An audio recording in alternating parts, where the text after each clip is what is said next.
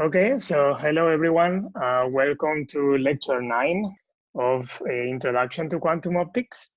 So let me remind you what we were doing. So we were in the chapter of light-matter interaction. And what we have seen so far is the interaction of light, in particular light inside a cavity, with a single atom, okay? So we have studied that in detail, and today what we are going to do is we are going to start studying kind of a completely opposite situation in which we have light interacting with a material that has infinitely many atoms. So it's a real material with many, many degrees of freedom. And in particular, one type of materials that are very, very important in optics in general, which are called dielectric material. So I remind you that the way that we proceeded with the interaction, so with the description of the interaction, was something along the lines of we assume that the matter that it's interacting with the light field can be described in some kind of dipole model, dipole approximation model, in which what we have is that even though the matter might be electrically neutral, essentially it's built up from positive and negative charges that are bound.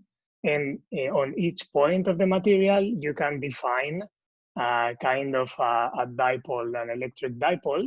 And that electric dipole, it's coupled to the electric field of light that it's interacting with it. And it can pull apart positive and negative charges and increase the dipole moment in the material. So that's kind of the picture that we had in mind. And today we will use this, but in a very specific setting. So then let me start just by defining first what I mean by the electric media. So the electric media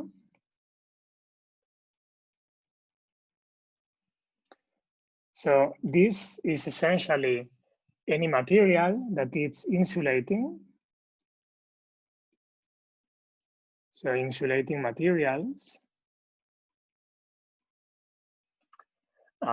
So it's electrically insulating, so it doesn't conduct charges, but where light can still propagate,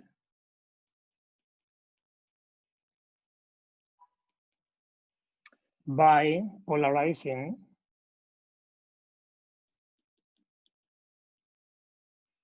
the bound charges of the material.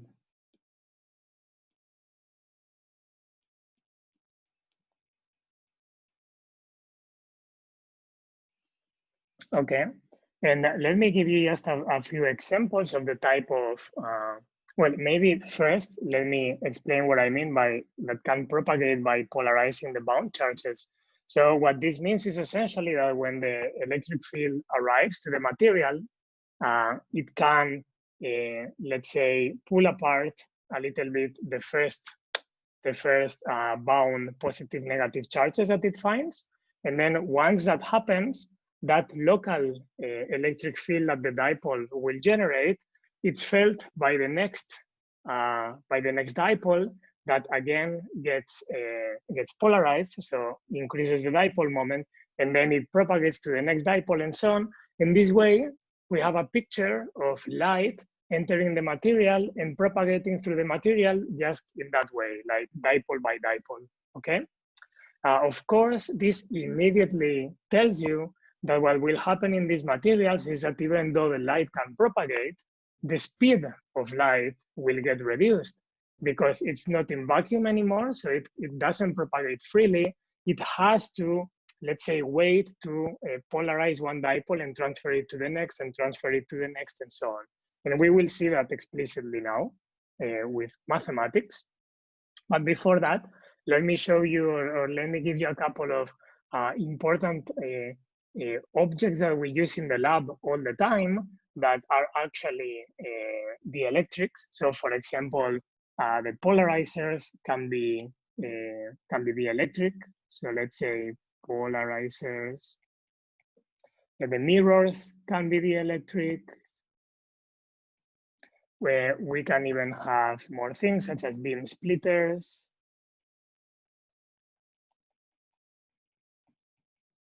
And many more optical elements, and that's the key point. So many optical elements that we have in the laboratories are made out of these dielectric materials, and therefore it's very important to understand the effect.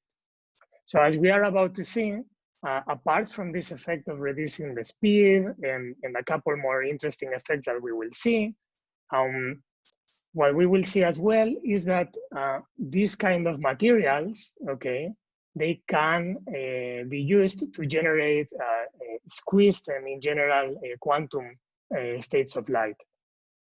So that's what we will see at the end of the chapter. So, but how do we describe the electric materials? So, of course, what we will do is that we need a dipole model. So this means a polarization field density.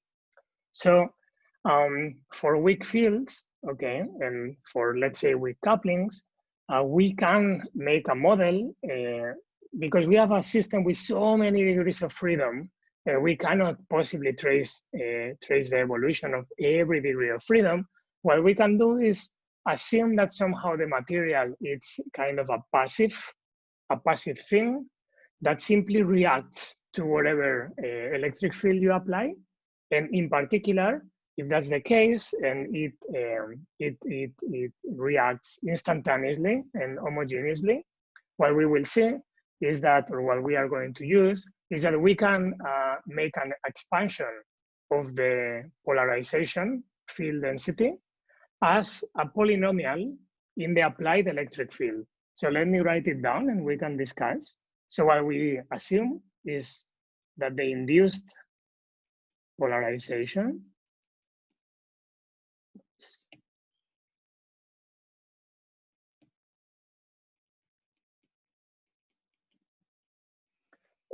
at least for weak fields,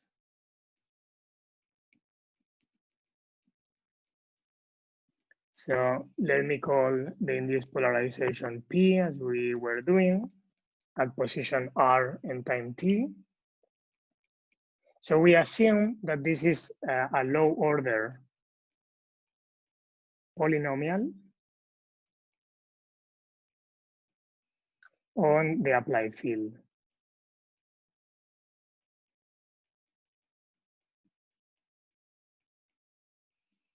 Okay, and mathematically, what we do is that we take the components of the polarization field density at position R of the material and time t, and we just assume that this will be a kind of a polynomial in the electric field, and in particular, if we allow the polynomial to depend on all the components, then we will have this type of expression. So we have a linear term in which the polarization is directly proportional to the applied electric field. So this will be the most important effect. And the proportionality factor defines kind of a matrix. We call it, as I will define now, susceptibility. And then this is the most general kind of linear expression that you can think of. But then we also allow for, let's say, a second order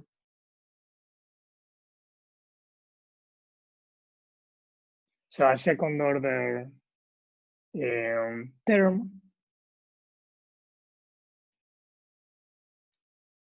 again with some coefficients, but now you can have quadratic terms in the electric field.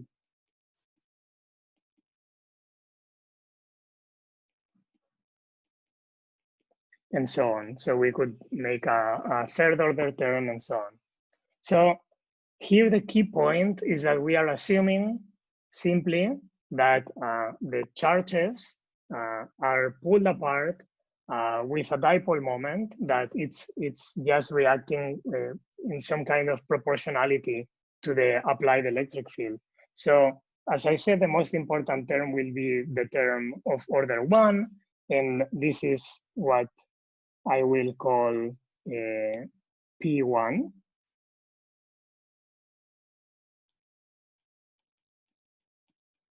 Okay, but then we will see later that the nonlinear terms, so terms of the polarization that react nonlinearly to the electric field,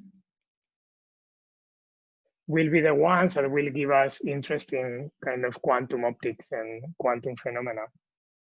So, and I will define them as P to the N. So here in this chapter, we will focus on second order effects, or yeah, these P2 effects. But then I will give you an exercise in which you will work with third order effects. So let me make a couple of remarks. So I have said it already, but let me write it down so we are on the same page. So the couple of remarks is that in this kind of model, the medium, so the material, it's essentially a passive system. So it's just like a host that is fully described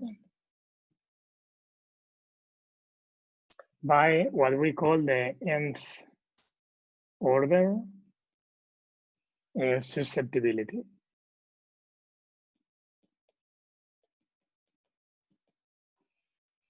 Or susceptibilities.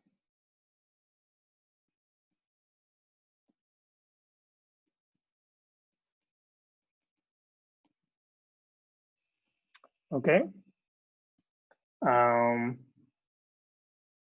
I think they should have a +1 probably. Yes. Okay. So then everything, so all the information about the electric material is contained in this kind of susceptibility. How this appears, so how the material creates this susceptibility, these are microscopic details that actually they are important to work out in some situations, and they are even important to describe properly in some, like the dynamics of it in some situations, but we will just assume that they are given.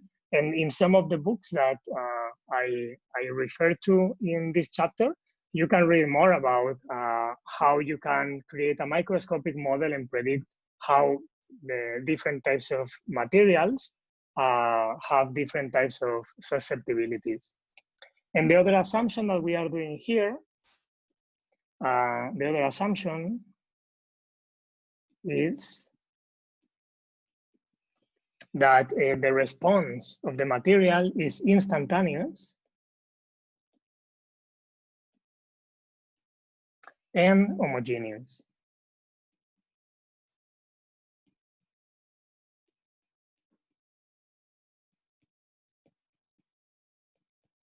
Okay, and this is evident from this expression here, because we are assuming that the polarization at position R of the material depends only on the electric field at that position R, okay?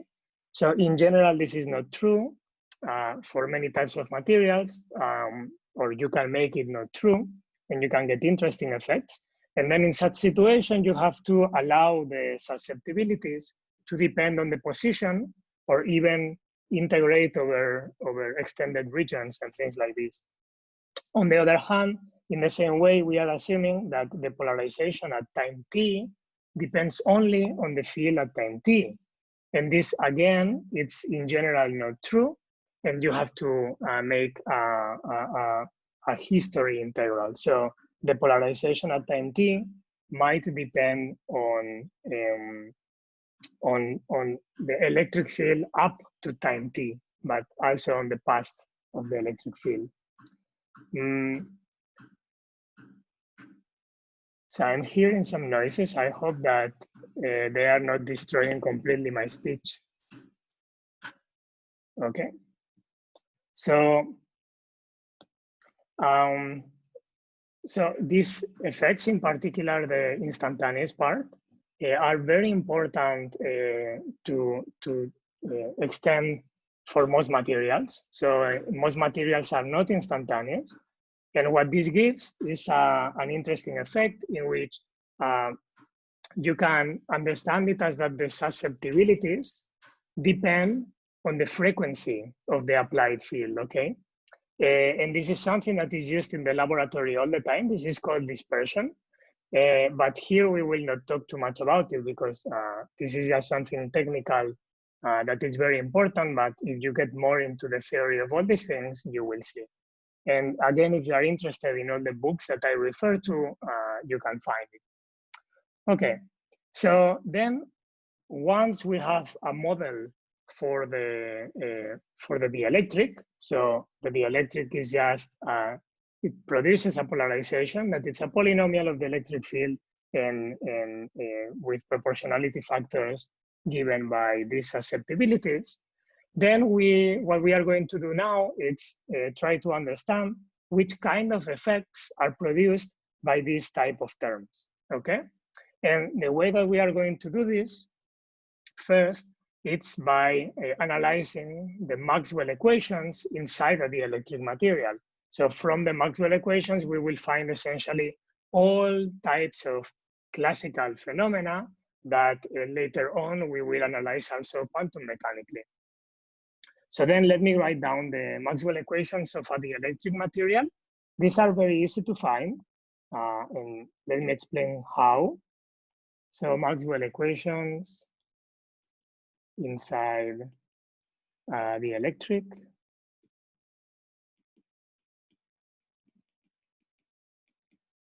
The idea is actually very simple because from electrodynamics, we know that whenever we have a dipole or a dipole per unit volume, which is this polarization field density, this means that we are generating locally some charge density. So in particular, the charge density that you generate, it's equal to just minus the divergence of that dipole moment per unit volume. So this is what in electrodynamics we usually call induced charge density.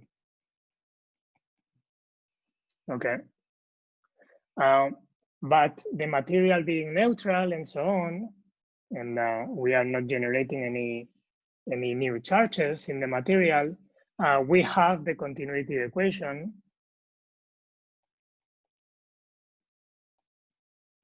So this induced charge must generate also an induced current through the continuity equation. Okay? And this induced current, J, therefore, can be written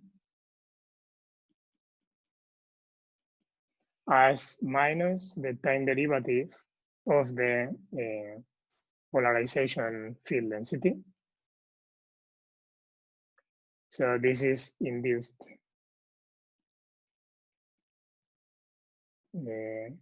current density. So this is very nice because now we see that the Maxwell equations inside the dielectric will be just the Maxwell equations of vacuum, in which we have to add two sources, or let's say just some induced sources, which are this charge density and this current density. So actually, the most elegant way of doing this is by defining something that we will call D, and this is called the displacement field.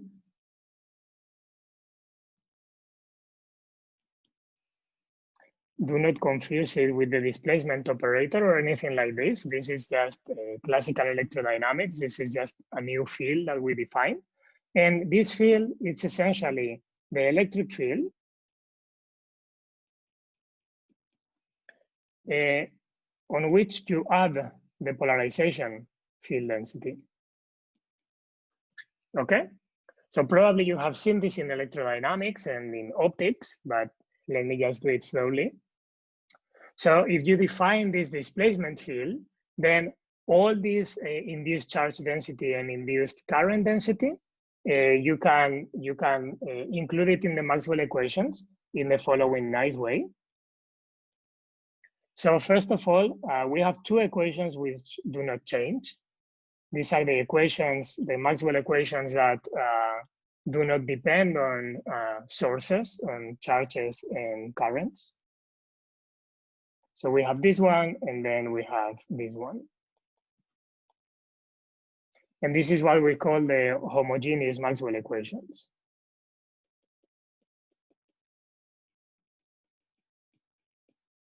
And then we have another two equations that it's what we call the inhomogeneous equations.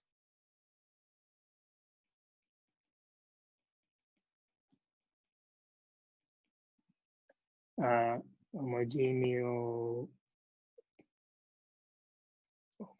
equations in which or which can be written in this way. So first, that the divergence of the displacement field is equal to 0. And second, that the curl of the magnetic field is directly proportional to the time derivative, so this is mu0, of the displacement field. So then these equations generalize the Maxwell equations to when you are inside the electric material, okay? And because the electric material is kind of a macroscopic object, these are usually called the macroscopic Maxwell equations.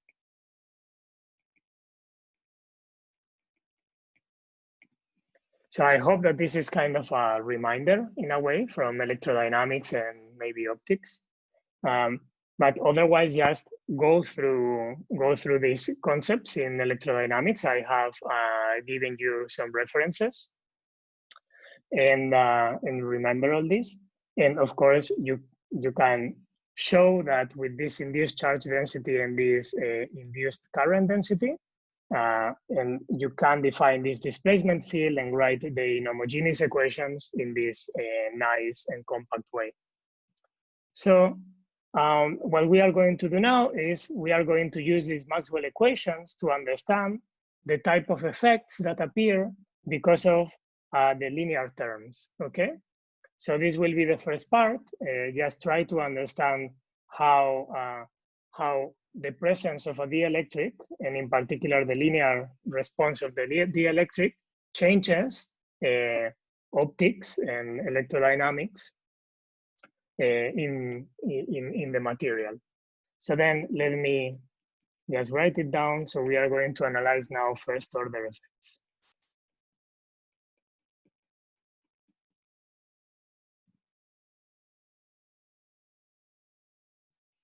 Okay, so first of all, we are going to make a simple assumption,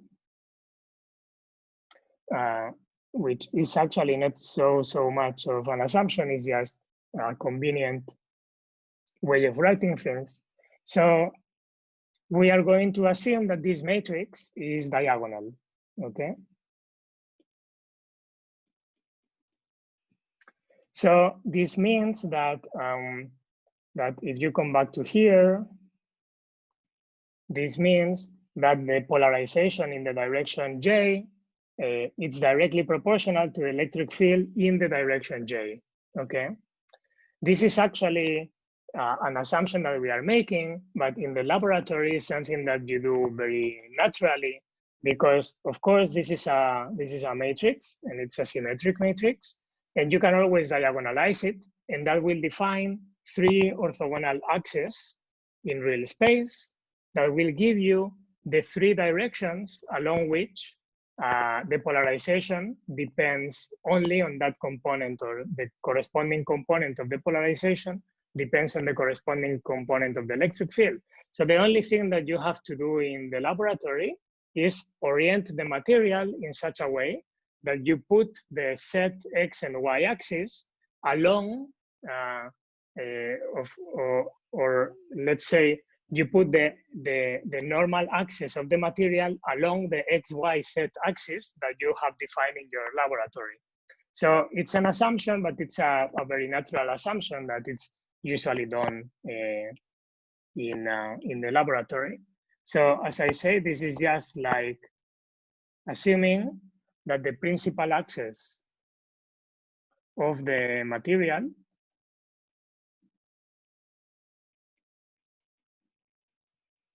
follow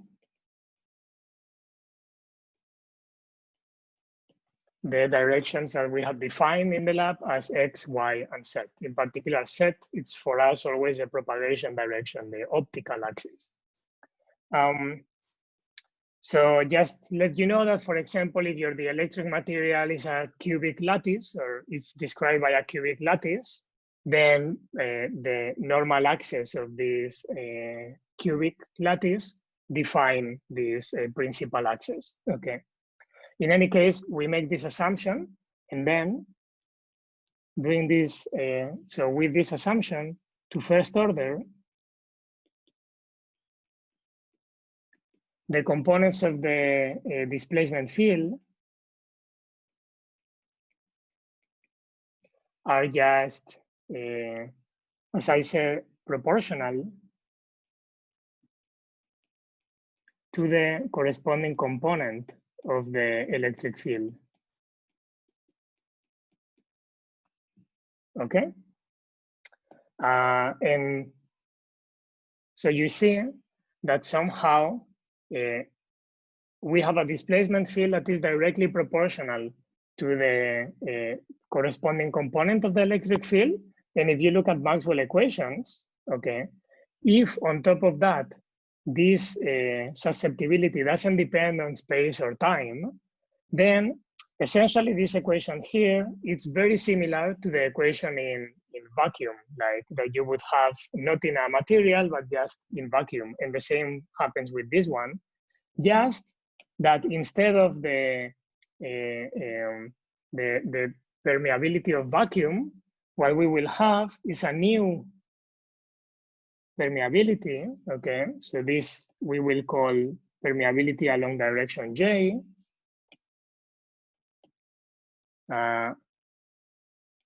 That we can call,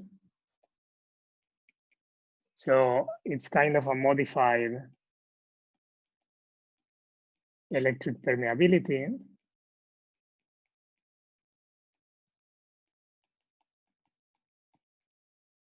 But this is essentially the only effect that appears in the Maxwell equation, that if you look at what is happening along one direction J, okay, so one of the principal axes of the material, what's happening there is that you have the Maxwell equations of vacuum, but with a modified electric permeability.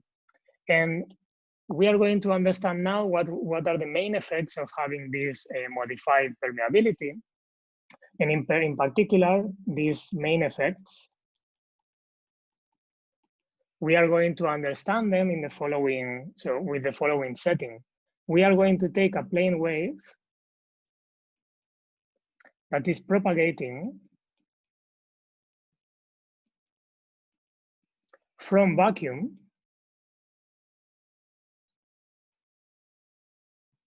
directly into the material.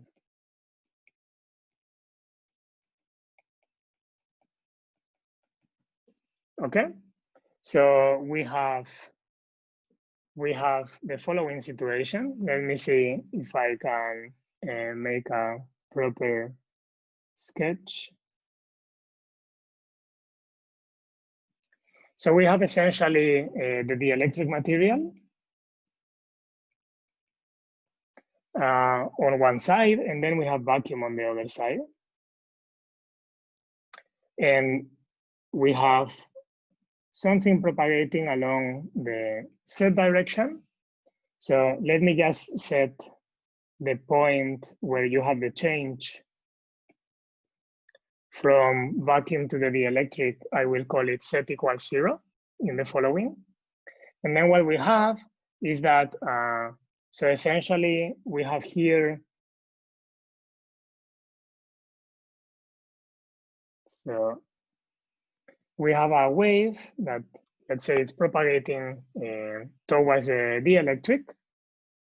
And the important thing is that this wave, it has some kind of wavelength. So it's characterized by some wavelength. And it's characterized also by, let's say, some amplitude. Okay? So then, now the idea is we send a plane wave with some amplitude and some well-defined frequency, and therefore some well-defined wavelength in vacuum. We send it to the dielectric. And what happens when you enter the dielectric? So what we are going to show now is that what happens is actually very interesting. What happens is that, well, let me plot it, and then I explain.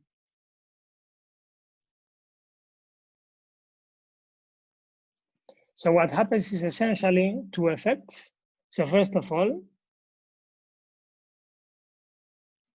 the wavelength, let me maybe move it. I need to write something.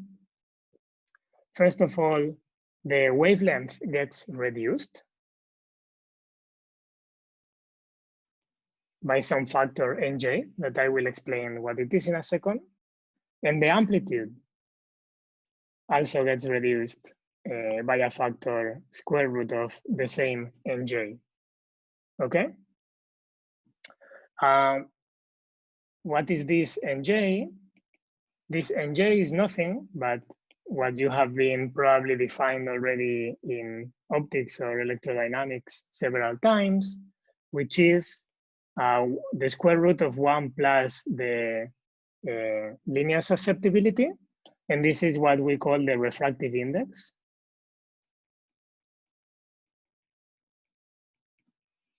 Okay, that I'm sure that you are very familiar with.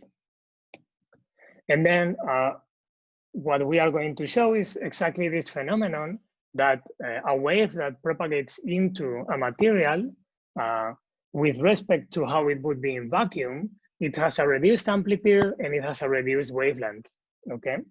And this is what I am going to prove now. Yes, let me now start with the wavelength reduction.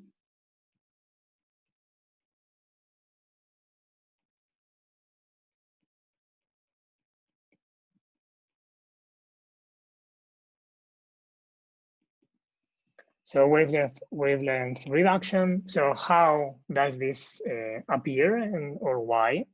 So the idea, or one way of proving this, is very simple. So as I said, the Maxwell equations are essentially the same as in vacuum, but changing the permeability, the electric permeability, by a new electric permeability that also depends on the direction, or could depend in the direction. So this means that we can still find a wave equation for a vector potential. The only difference with respect to the Maxwell equations in vacuum is that we have to modify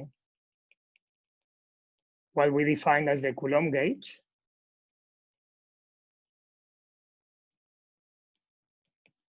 So remember that what we did in order to find a simple wave equation was taking one condition that is allowed by this gauge invariance of Maxwell equations, which was that the divergence of A of the vector potential is equal to 0. So because now we have a different dielectric, we have a different electric permeability in different directions of the material, then now this Coulomb condition has to be modified in this way. So let me write it down. This is the sum x, y, z of epsilon j and the derivative j of aj. Okay? So again, this is allowed because we have a gauge freedom. And therefore, we can always define the vector potential to satisfy this particular equation. And you see that if all the epsilon j's, if all the permeabilities are the same, so if the permeability is the same in all directions, even if it's different than vacuum, than the one of vacuum, but if it's the same in all directions, then this equation in here, it's actually equivalent to this equation here. But what I am telling you is that in general, if you take this gauge condition, and you proceed exactly in the same way as we did to find the wave equation from Maxwell equations, then you get a new wave equation that it's exactly the same as before, but just modified with the refractive index in this way. And oops.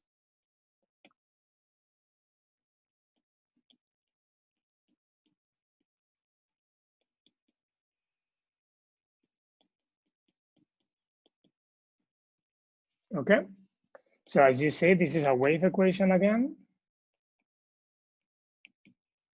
but in which the wave has a reduced speed by a factor refractive index. Okay, 1 over refractive index.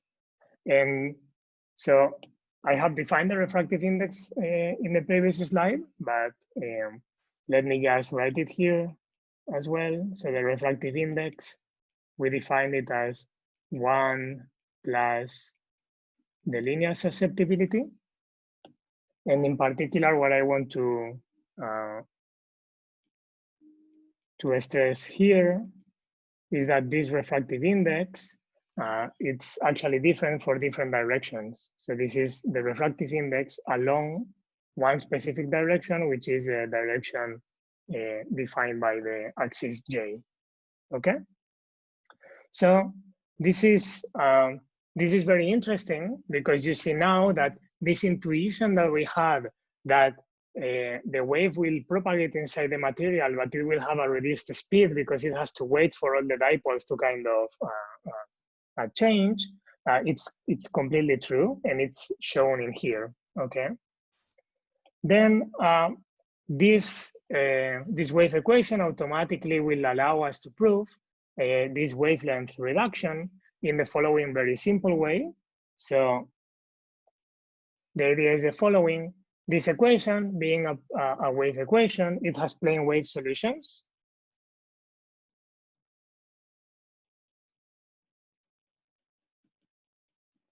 So a plane wave solution of a specific frequency.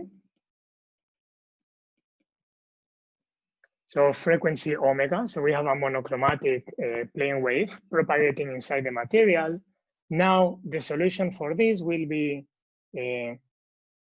waves that have some polarization, and the important thing is that they have a phase profile that will look like this.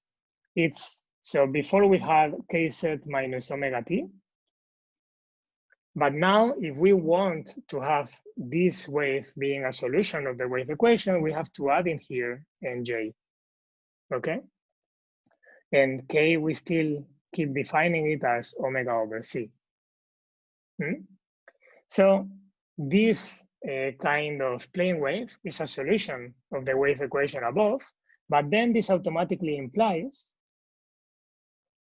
and this is the important point, that the wavelength in the dielectric,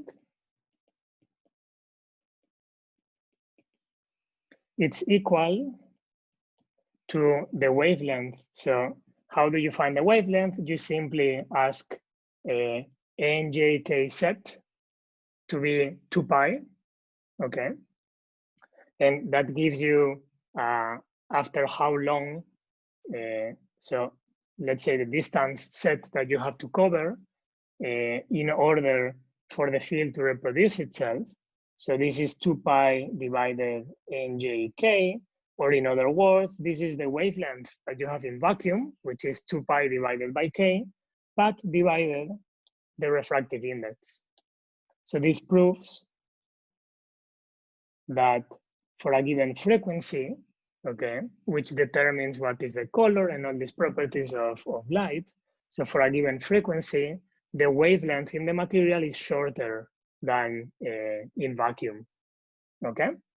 So I'm sure that you have kind of seen this in optics, but I don't know if they have been so explicit with this kind of plot, but I hope that now it's clear that you have this effect.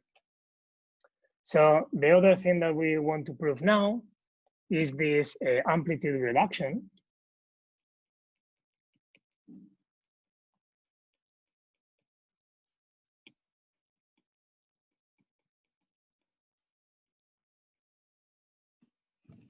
So in particular, as I showed here, that if the wave has an amplitude A in vacuum, when it enters the dielectric, it suddenly shrinks by a factor square root of nj. This we are going to prove in one specific case, by the way, which is the case in which this dielectric material, in particular the interface of the dielectric material, is non-reflecting.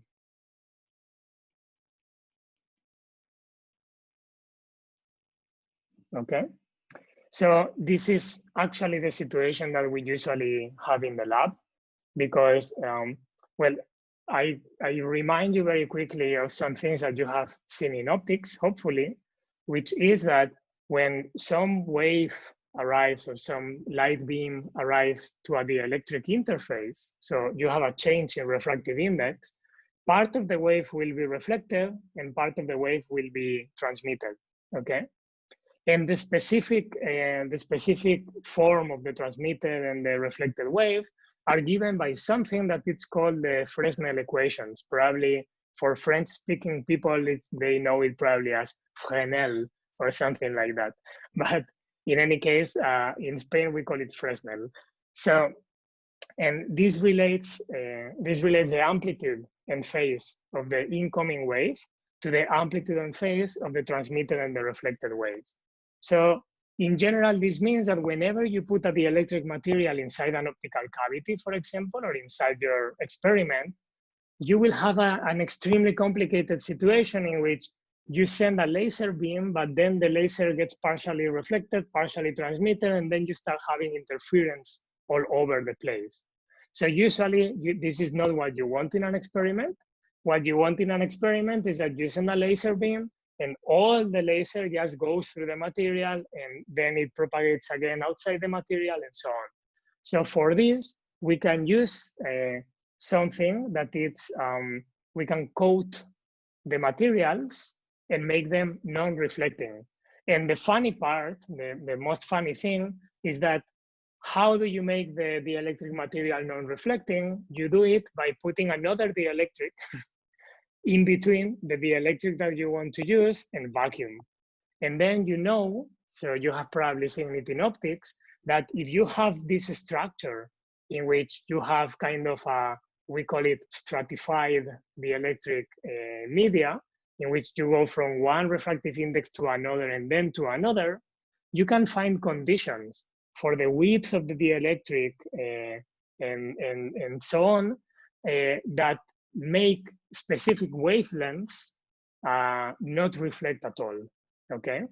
Or you can do the opposite, not transmit at all, and then you get a mirror, okay? So this is how you make mirrors, and this is how you make materials in the lab that do not reflect, and therefore you don't have these funny interference effects.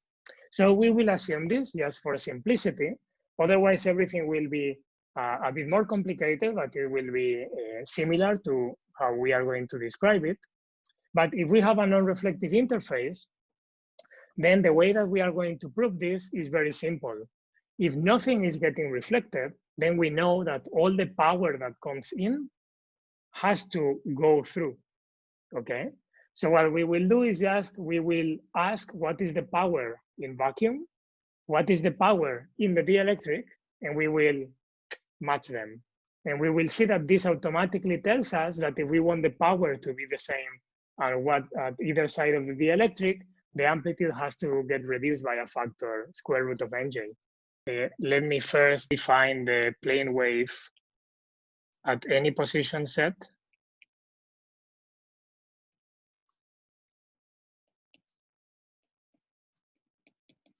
So let me give it this form. So first of all, just by for the finiteness, I will make it polarized along X, but it's the same if you make it polarized along Y. And then we will have an amplitude that depends on in which position we are. And then we will have the plane wave factor that we have seen is the refractive index, whatever refractive index you have at that position, times k set minus omega t, and then a phase, which is the phase of the wave.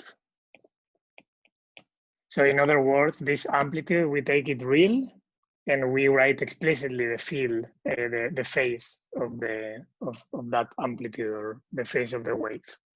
Okay, so with this notation, it's clear that when I say n of set, so when I say n set, it's clear that essentially here in this picture, for the vacuum part, we will have here an nj that it's equal to 1, so refractive index that it's equal to 1 for any set that it's smaller than 0.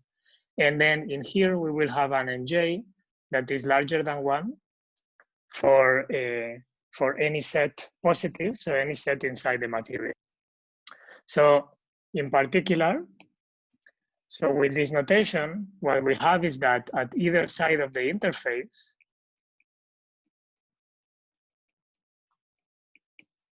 so at either side of the interface, and I will use the following notation, which is very nice.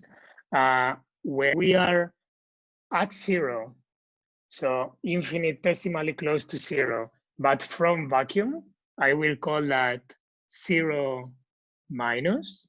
So this is how you usually see it in mathematics, right? If you approach 0 from the left, then you are what we will call 0 minus, and if you approach it from the right, then it's 0 plus, okay? Because we are going to discuss exactly how is the field a little bit before the dielectric and a little bit after the dielectric.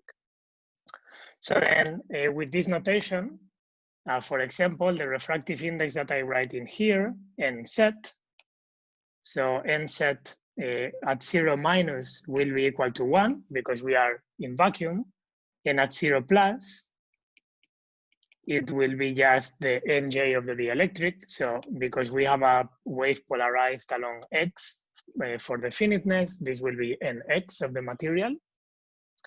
And then now the important thing in order to determine the power is just evaluating what are the electric fields at either side of the material. And this is done very easily because you know that the electric field of positions 0 plus or 0 minus in any time t. This is just the time derivative minus the time derivative of the potential, and then evaluated at set equals 0 plus or minus.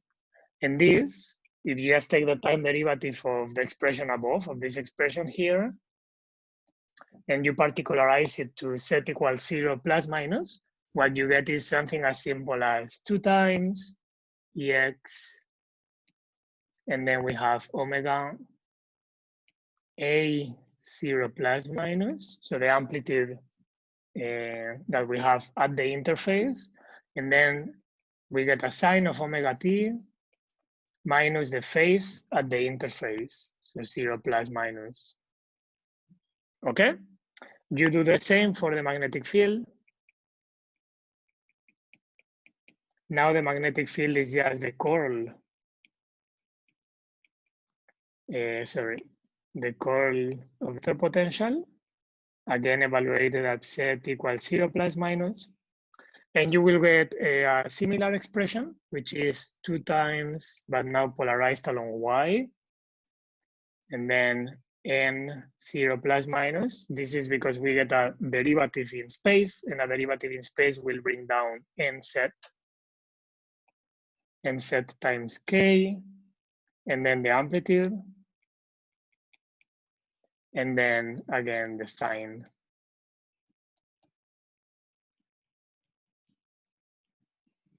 Okay, so this is the magnetic field. And now that we have the electric and the magnetic fields, we can evaluate the power. So the power at the interface between vacuum and the dielectric, this, maybe you remember that the power at the interface, or just the power in any plane, is defined as the integral, so the surface integral, so the integral in the surface that you want to evaluate the power in our case, just the plane of the dielectric, of the Poynting vector. And the Poynting vector, I remind you that is nothing but this cross product of the electric and magnetic fields. And the Poynting vector, it's very important. It's a super important object in electrodynamics because it gives you precisely the energy per unit volume and time that it's propagating along the direction of that vector. So it essentially tells you how the energy propagates, okay, in the electromagnetic field that you are considering. And in our case, if we do this integration here, which is totally trivial, you just have to take the curl of these two expressions in here and then do the integration. But remember that our fields, because we are in this quasi 1D approximation, they don't depend on X and Y. So in other words, this integration here just gives us the famous factor S. So the surface of that we are essentially assuming that it's infinity, but in real systems is finite, okay? And then we have the multiplication of E and B. So what we get is something like 4 times this divided mu0. And then the important factors are these ones here. So we get the refractive index, we get the amplitude square, and then we get the sine square.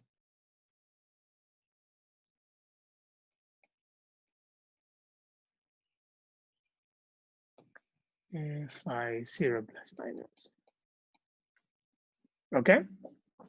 Now, what's interesting is that we have that the power at the interface, we can evaluate it either coming from the left or coming from the right.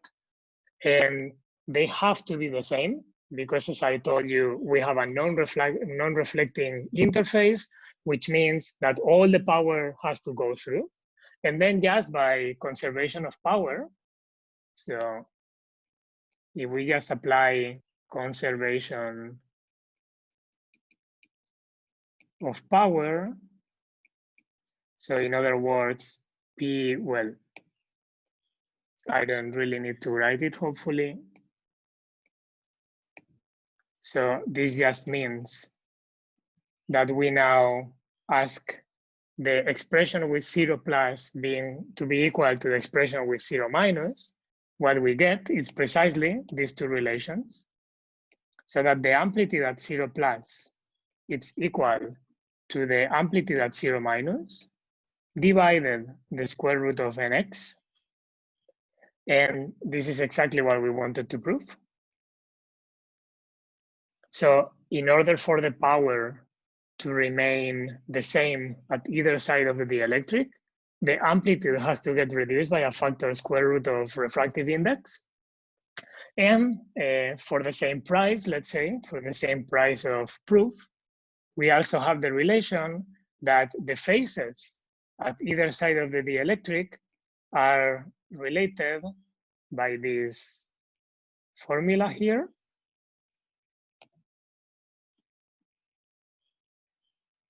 So of course, the only conservation of power cannot determine fully what is the phase inside of the dielectric, but you see from this expression that, of course, it's highly likely that the phase is the same at either side of the dielectric, so there is no phase change. And otherwise, there is a pi phase shift. That's all that can happen if we want the sign square to be the same at either side, okay? So we have either the same phase or the same phase minus pi, or pi minus the phase or minus the phase, but these are all the combinations.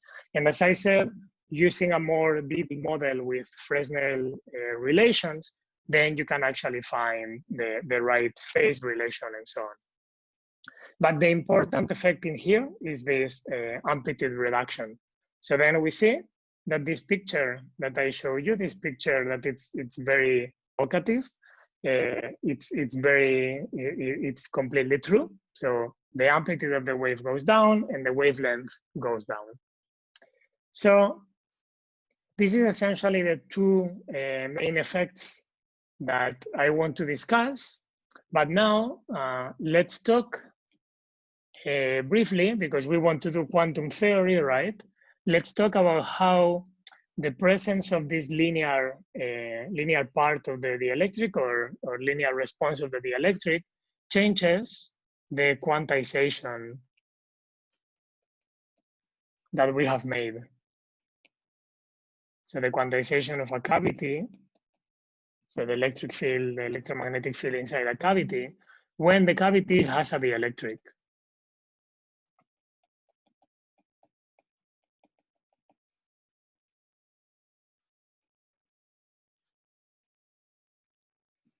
Okay, and what I mean exactly is that, of course, what we are going to do, this is why I am introducing the theory of the electric materials. We are going to put a dielectric material inside a cavity.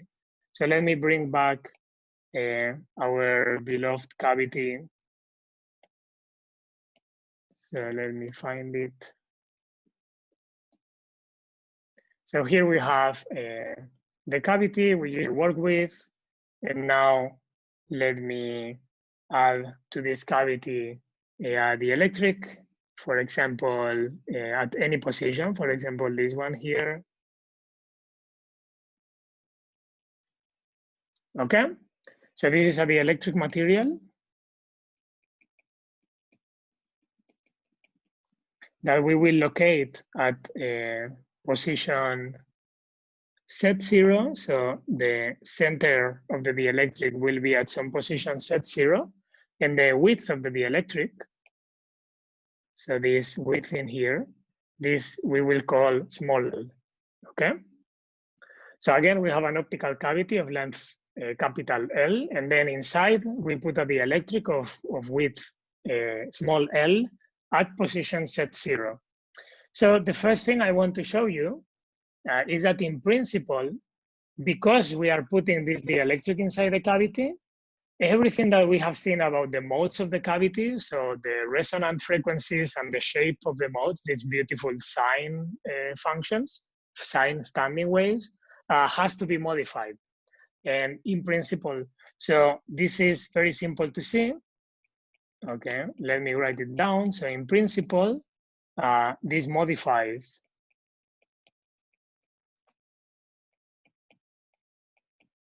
the modes, both the shape of the modes and the frequency of the modes.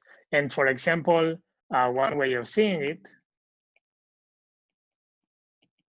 is that if now you ask what is the phase accumulated in one round trip,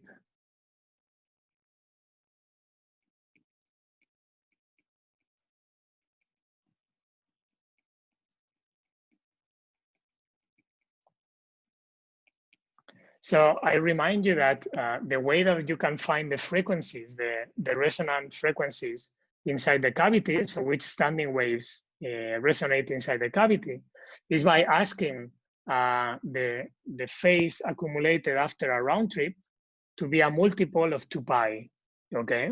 So that the wave reproduces itself after one round trip. So that's the condition for a mode to be a normal mode of the cavity. But now you see that so before we had something like this. So we had that we cover a distance 2L, 2 capital L, and the phase factor is with the wave vector L. So then we have 2KL. So this was essentially the phase accumulated in a round trip. But now we see that part of the trip is made inside the dielectric. So in vacuum, we only have L minus small l, okay?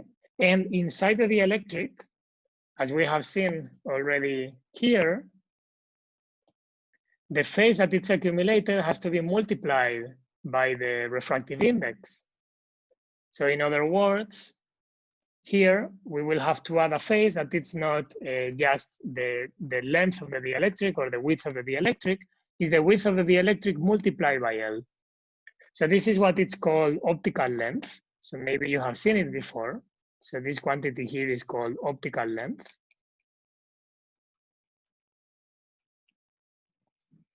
And what it tells you is that inside a cavity with a dielectric, the frequency, the resonant frequencies are not a multiple of 2 pi or pi divided by L. They are a multiple of pi divided the optical length, okay? And that's only for the resonant frequencies, but we also need to change the phase profile, I mean, the shape of the modes themselves. Also, it's very interesting that you see that in principle, if you have different refractive indices along different directions, so in particular for waves that are polarized along the x direction and waves that are polarized along the y direction, you will have different resonant frequencies for each of these polarizations. So this allows you, in an experiment, this allows you to actually tune to a certain extent that the frequencies of waves polarized in orthogonal ways are not overlapping or are slightly shifted with respect to each other. And this is super useful as well in the lab. But okay, so I hope I have convinced you that in principle, if you have a dielectric inside a cavity, you have to change all the description of modes and so on that we have given. You will still have modes, but you have to find which are the new modes. However, and this is the good news, so we don't have to do this, assuming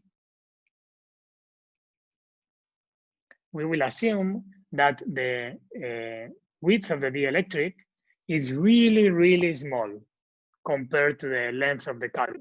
So we have a cavity that is almost empty, and you just put a small film of a dielectric inside the cavity. In such situation, all these effects are negligible.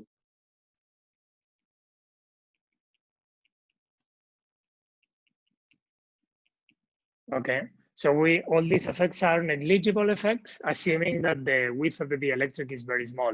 And this is obvious from this expression, because whenever L is really small compared to capital L, this optical length, it's actually equal to the geometric length of the cavity, okay?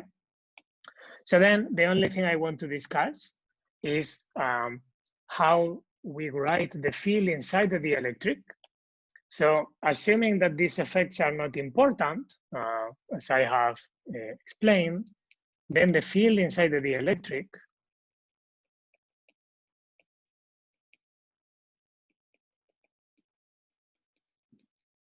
so when I say inside the dielectric, I mean when we care about positions set that are inside the dielectric, so set 0 minus L over 2 to set 0 plus L over 2. So let me write the expression. Of course, the expression is going to be what we have already written before. So how do we write the electric field inside the cavity? So the quantized electric field inside the cavity, I remind you that we wrote it in the following way. So first of all, we fixed some polarization, but here we will allow any polarization. So we just have modes that have a certain polarization, and then they have a certain mode index that fixes what is the resonance frequency. So in particular, I'm writing with this normalization factor that we wrote as h bar omega m epsilon 0 ls. But now you know that if we are inside of the dielectric, we also need to reduce the amplitude by a factor nj. Okay? Well, square root of Nj. So this is the amplitude of the quantized electric field inside the dielectric material. Then we will have our beloved annihilation operator that we were writing that depends only on the index M, but now we have two polarizations. You will see why we are using polarizations. So X or Y. And then we also add the mode index associated to the polarization. And then finally, we have the shape of the mode, in the spatial shape, so the set dependence of the mode, which it's, before it was Km set. And now, as we have seen, inside the dielectric, we have to reduce the wavelength by a factor refractive index. And essentially, if we add to this, we add the Hermitian conjugate. This is the electric field inside the dielectric in the way we have written it before, but just taking into account that we have amplitude reduction and wavelength reduction. And we don't modify anything else, not even the frequencies, the resonance frequencies, based on the fact that the length of the dielectric will be negligible with respect to the geometric length of the cavity. And just one small detail that I will need is that we allow each mode to have a different phase, okay? To oscillate as a sine with a different phase, only inside the dielectric. And this actually is what happens in a normal experiment. So, and this comes from maybe other optical elements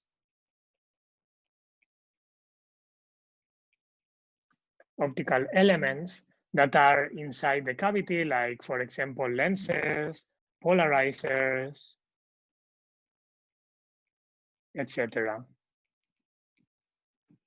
Okay, so if you have inside the dielectric even more optical stuff, which you always need, not in the dielectric, sorry, in the cavity, other optical elements, which you always need in experiments, like lenses to focalize the light inside the dielectric and so on. All these elements will add different phases to different modes in general. And then I just write that in there. So as we will see that this is actually pretty fundamental to describe the interaction in a way that makes sense. But otherwise, you see that the electric field inside the electric material, it's just what we have seen already. Just we allow for two polarizations, not only for one, and we allow for this phase. And we essentially add the wavelength reduction and the amplitude reduction inside the electric material. So once we have an expression for the quantized electric field, then we can go back, write an expression for the quantized polarization field, and then go back to the beginning of the chapter. So let me see where this is. And I remind you that the light matter interaction was described just as this kind of dipole energy. So the only thing that we need to do in principle is the multiplication of the quantized electric field times the quantized polarization.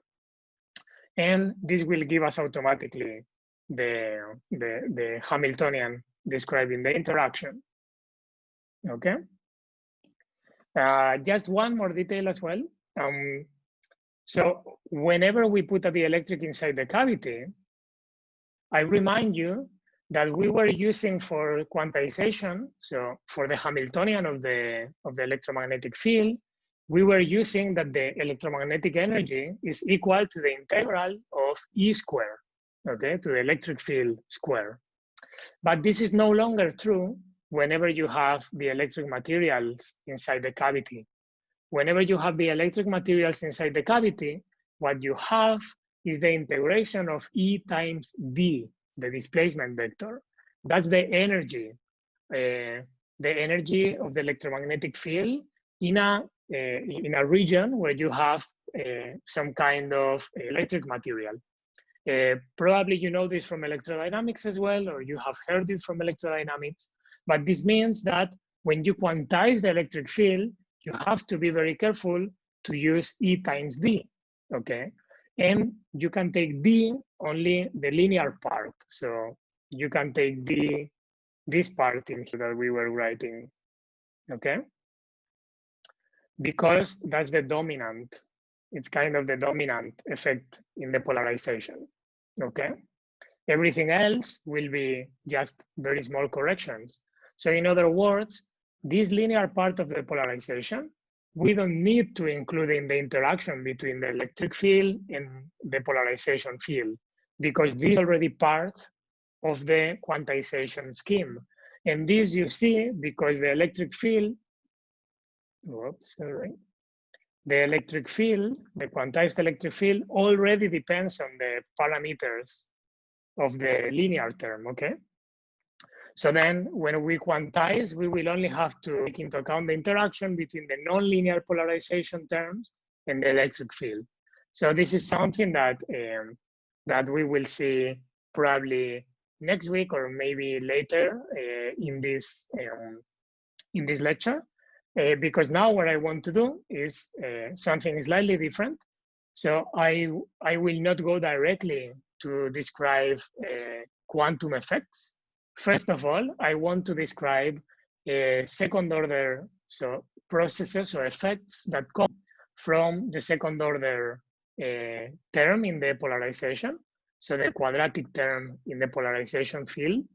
And in particular, I am going to show you how these kind of second order processes allow for something that we call frequency conversion. And the way I am going to show it is very simple. So first of all, let me find, so as I said, let me come back to Maxwell equations. So we are going to find what is the effect of the quadratic term when we include it in Maxwell equations. And what we are going to do in order to find this is we are going to find an evolution equation, which will be a wave equation for the electric field, okay? Not for the vector potential, but in this case for the electric field. And you will see that in this wave equation, we have a contribution of the second order polarization, okay? That will provide a source that can create new frequencies. So let me do this in detail. So what I will do is I take the first expression and I just take the curl of this expression, and then I will use this expression for the curl of the magnetic field to put it in here, and you will see that very naturally we have a wave equation with the polarization field as a source. So in particular, let me do it slowly. So we take the macroscopic Maxwell equations. And from them, as I said, we can take the homogeneous equation, which can be written this way with a minus. And now we take the curl of this expression. Okay, then this automatically will imply, thanks to the following things. So first of all, we will use that the double curl of a vector field, it's equal to just the gradient of the divergence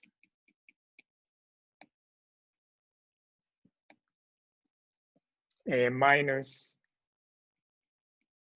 the Laplacian. Then, of course, I use the inhomogeneous equation. But now I take into account that the displacement vector can be written as the linear part, okay, plus the second order polarization. Because again, I remind you, as I want to go, I remind you that the polarization field sorry, the displacement field is just epsilon 0 E plus the full polarization. So then when you include the linear term, you get this with the modified permeability, and then you have the nonlinear term. And finally, I remind you that we are working in this quasi 1D approximation, which means that we assume that the electric field is polarized orthogonal to the propagation direction, which we take Z as usual, and that is not a function of X and Y. So it depends only on that. So under this kind of description that we are doing, it's completely trivial to using these expressions and plugging them in this equation here to get the following equation for the electric field. This minus mu 0 epsilon j derivative t. Oops. So this is not a vector, this is the component j. And this depends on Z and t. And this is equal, and this is the important part, is not equal to 0. It's equal to something proportional to the second time derivative of the nonlinear polarization. Okay?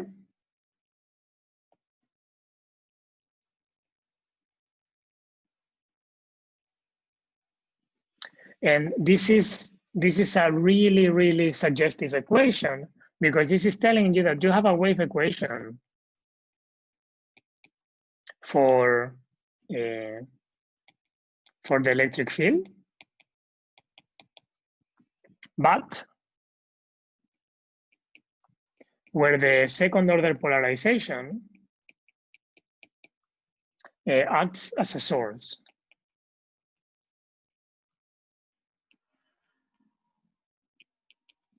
Okay, so this means that now the electric field will not only propagate.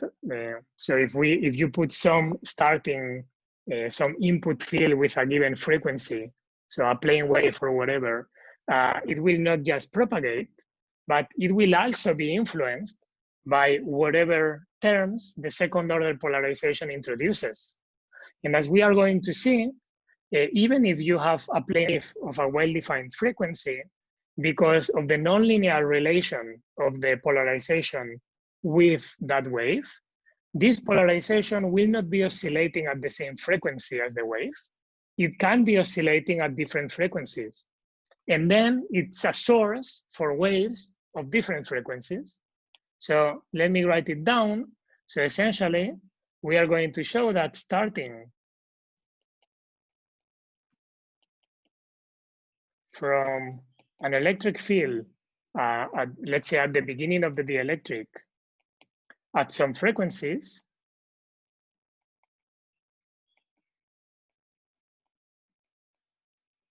then P2 can create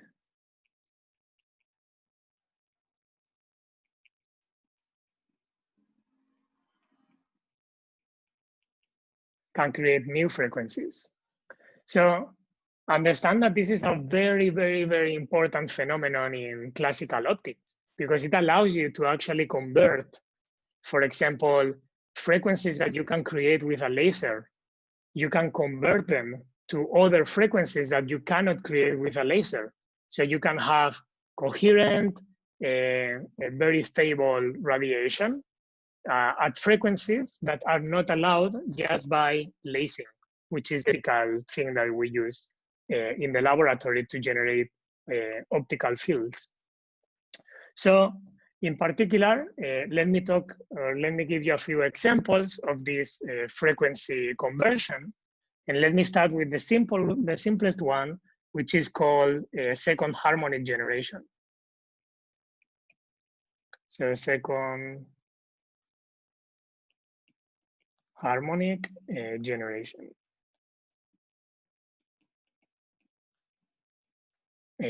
which we will abbreviate sometimes as second harmonic generation, SHG. So what do we have in here? So just imagine that you have the material.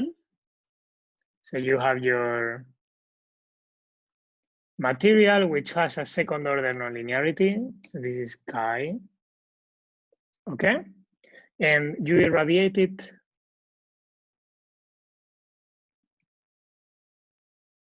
with a wave at frequency omega 0. Okay, some frequency.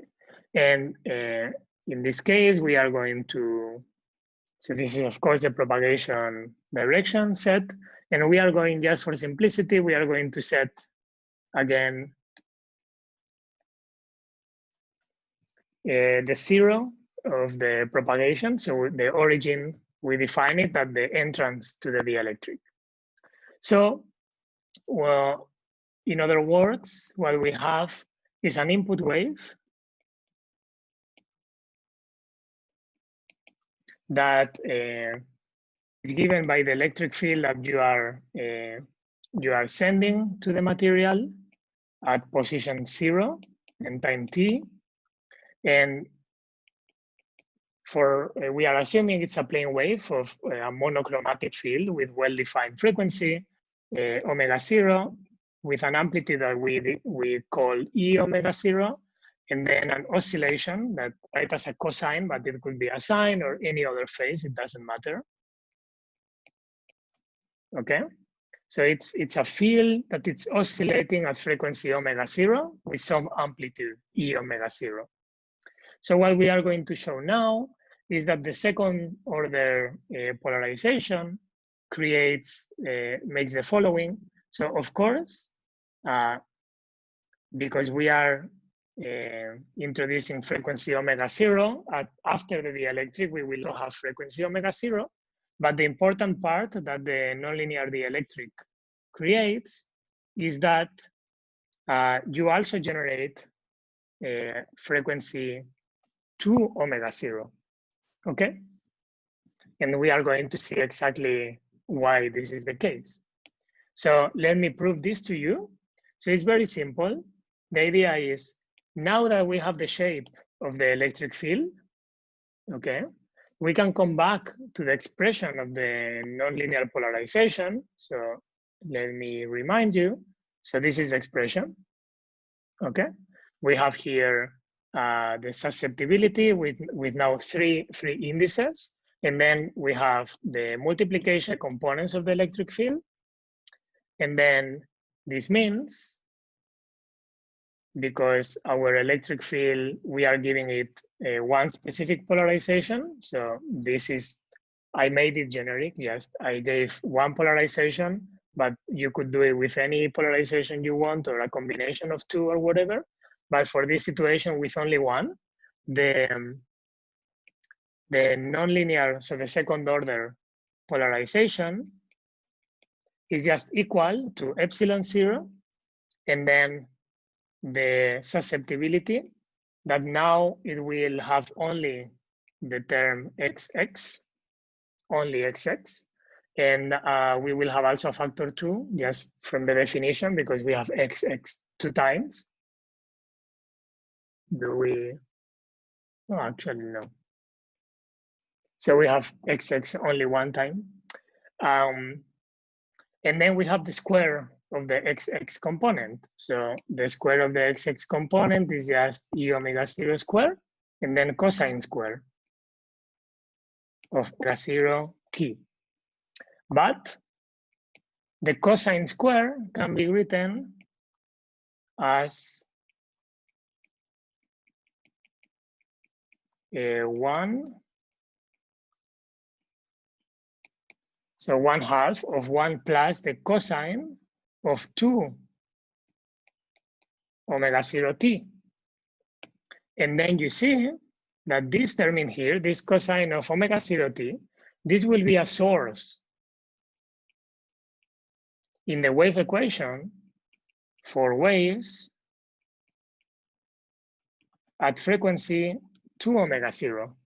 So just imagine, you come to the wave equation, okay? And in this wave equation, you have here a source that is oscillating at frequency 2 omega 0, not only your initial oscillation at frequency omega 0, which is already encoded in here at the input, but when you propagate, okay, when you propagate from set equals 0 to set equal the length of the dielectric, you will be generating as well a field at frequency 2 omega 0, which is the force that it's applied on the wave equation, okay?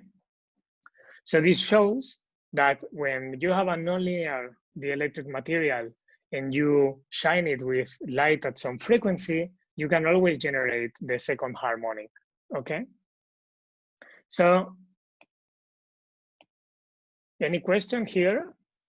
I didn't ask today, but you never ask, so you know you are always invited.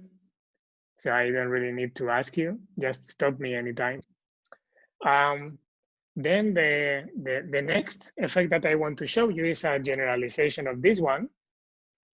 And actually one of the most general kind of effect that you can have in this kind of systems, which is called sum or difference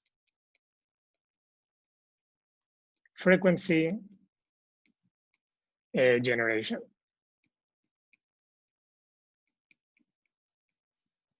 And in particular, in this case,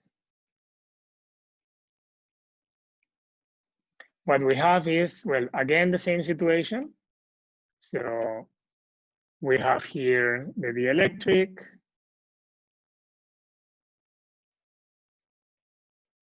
So with chi2 nonlinearity. And now what we are going to do is we shine not only one, but two beams, or if you want, only one beam, but that has two frequencies, omega 1 and omega 2. Just by definition, I just assume that omega 1 is smaller than omega 2. Okay. Then what I am going to show you is that in this case, of course, after the dielectric, we will still have frequency omega 1. We will still have frequency omega 2, but the nonlinearity of the material will be able to generate also two extra frequencies that, based on the name, I think that you can imagine that are the difference in the sum of those frequencies. And this we will call omega minus, this we will call omega plus. Okay? So let me show you how this happens. So again, the wave at the input, so at the input plane at set equals 0 is given by the following expression. So we will have a wave with some polarization that I just take arbitrarily EX, so along the X direction, oscillating at frequency omega 1. And then we have another wave at frequency omega 2 that I will just take along the Y direction for simplicity now, but it wouldn't matter. You can take anything and you will get the same kind of effect. And oscillates at frequency omega 2, okay? And now, again, to make it simple, I will just assume that the second order susceptibility has components equal to 0 when we have polarizations along the same direction, XX or YY. And therefore, the only polarization that is left is this one here, along the mixing XY with YX, with which of course are the same. It doesn't matter if you have X with Y or Y with X, because they commute and so on. So therefore, in this case, the polarization, the second order polarization, can be written in this way. So again, I bring you to the expression of the polarization. It's important that you have these things in mind. So we will have now, because we are assuming that only the component xy contributes, we will have here 2 times xy, because one comes from K, one from L, and then we will have the multiplication of the component x and the component y of the electric field. So if we do that, what we get, it's this simple polarization in which we have the factor 2, epsilon 0, the nonlinear susceptibility, and then we have the multiplication of omega 1 with omega 2 components, or x with y components.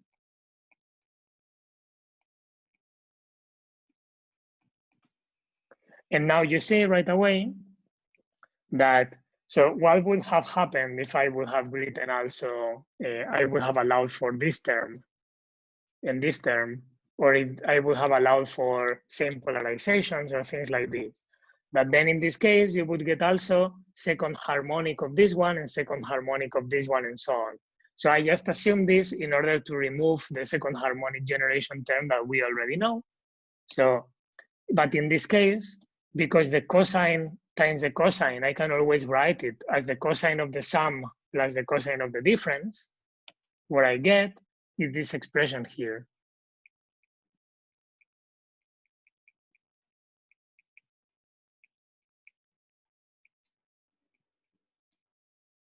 So here I will have the cosine of the sum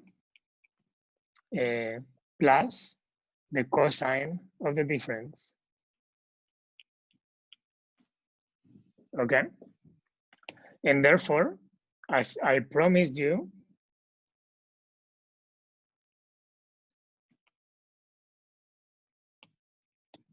what we get is that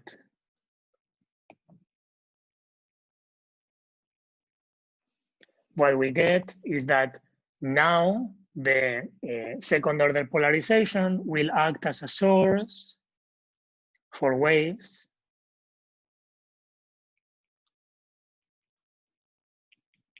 at these frequencies, plus and minus, okay?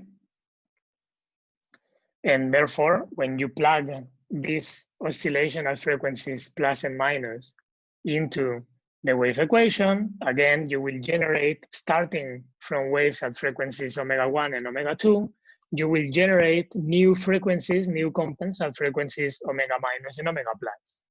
So again, this is very, very useful. And just a couple of remarks before we make a break. So the first thing is that you see that second harmonic generation can actually seen as the sum frequency generation, in which omega 1 is equal to omega 2, and we call it omega 0. Okay, so you see that sum and difference frequency generation is more general than second harmonic generation, and in particular, second harmonic generation is included as one of the sum frequency generation phenomenon. And then, because this is very general, sum and frequency generation, we actually have a general name for all these processes, for all these second order processes, which is 3-wave. So 3-wave mixing.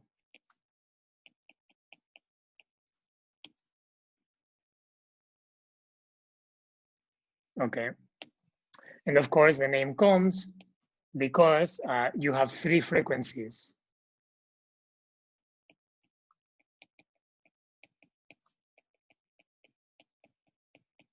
Involved in the process. Okay, so we have, let's say, we have frequencies omega 1 and omega 2 to generate frequency omega minus, or to generate frequency omega plus. And all these things are known as free wave mixing. Okay, so I think this is a good moment to make another break. What we are going to do now is I will show you one more nonlinear effect or frequency conversion effect, which is actually the effect that will be the interesting one to analyze quantum mechanically.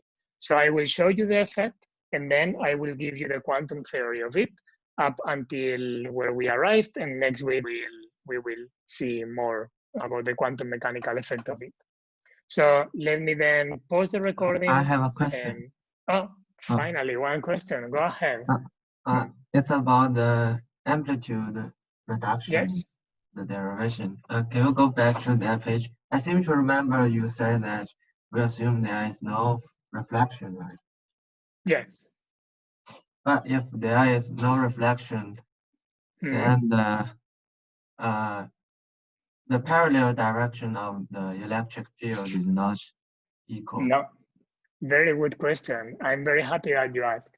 So that's what you know from optics, is that the parallel component of the electric field has to be continuous when you cross at the electric interface, right? Yes. Yeah, that's perfectly true. And that's precisely why you get transmission and reflection. But if you put a non-reflecting coating, so this means if you put a dielectric of the appropriate width in between the dielectric and vacuum, so another dielectric, then you don't have this property anymore because the electric field is propagating inside the dielectric film that acts as a non-reflecting material. Okay. Oh. So this is a more complicated problem because you don't have just the propagation from vacuum to one dielectric. You have the propagation from vacuum into one thin dielectric and then to another one. Okay. And when you put everything together, then you can find, and this is in the book Born and Wolf, for example, that I cite in the notes, you can find that you will have this kind of funny effects in which the field looks like it is not continuous. But if you would zoom in and you would see how it propagates in all the dielectric materials, you will see that it's always continuous. But because you are just describing the jump from vacuum to the last dielectric material, then you feel like that is not continuous, okay? But in between, it was continuous, okay? Is that clear? So you can check in the book and we can discuss later in more detail. Okay, but very good question. I actually had this question myself when I was preparing all these things. Okay, so the next nonlinear process or frequency conversion process that I want to discuss is, as I said, the one that will be interesting for quantum mechanics, that it's called down conversion.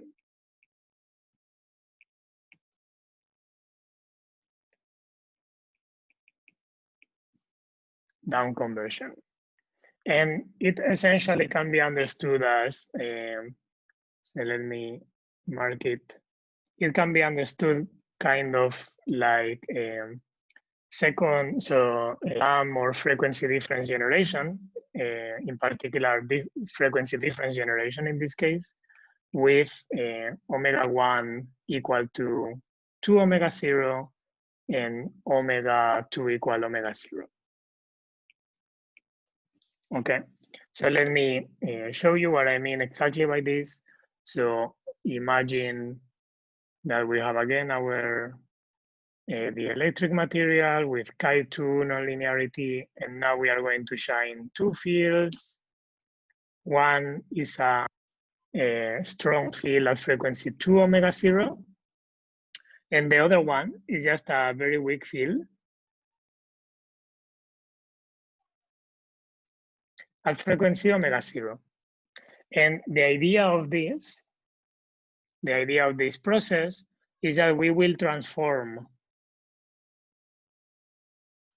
some frequency of 2 omega 0, that of course it will still be there after the process. We will transform it, so we will do energy exchange from frequency 2 omega 0 to frequency omega 0, okay? And this is essentially down conversion. And let me explain you in more detail how it appears again. So let me consider the difference frequency term.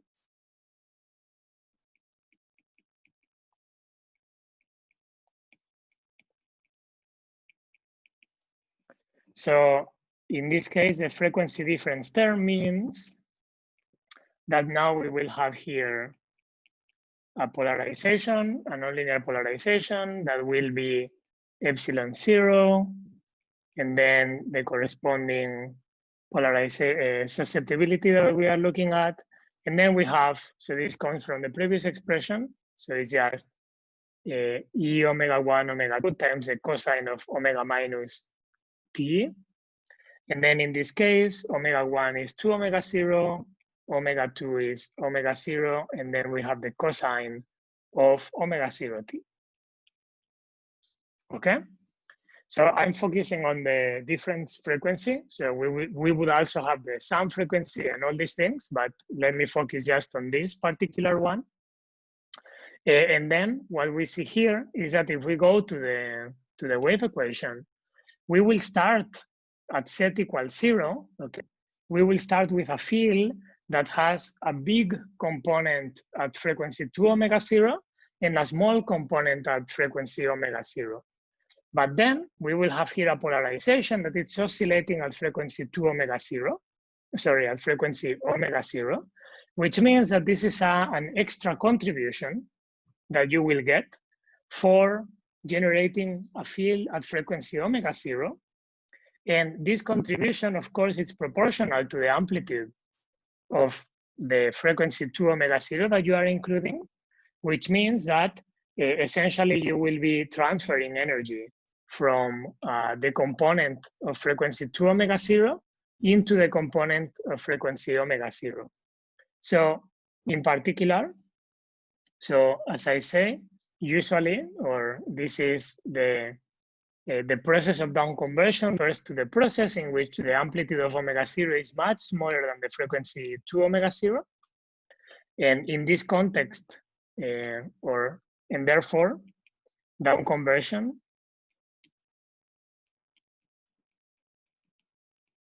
it's equivalent to just energy transfer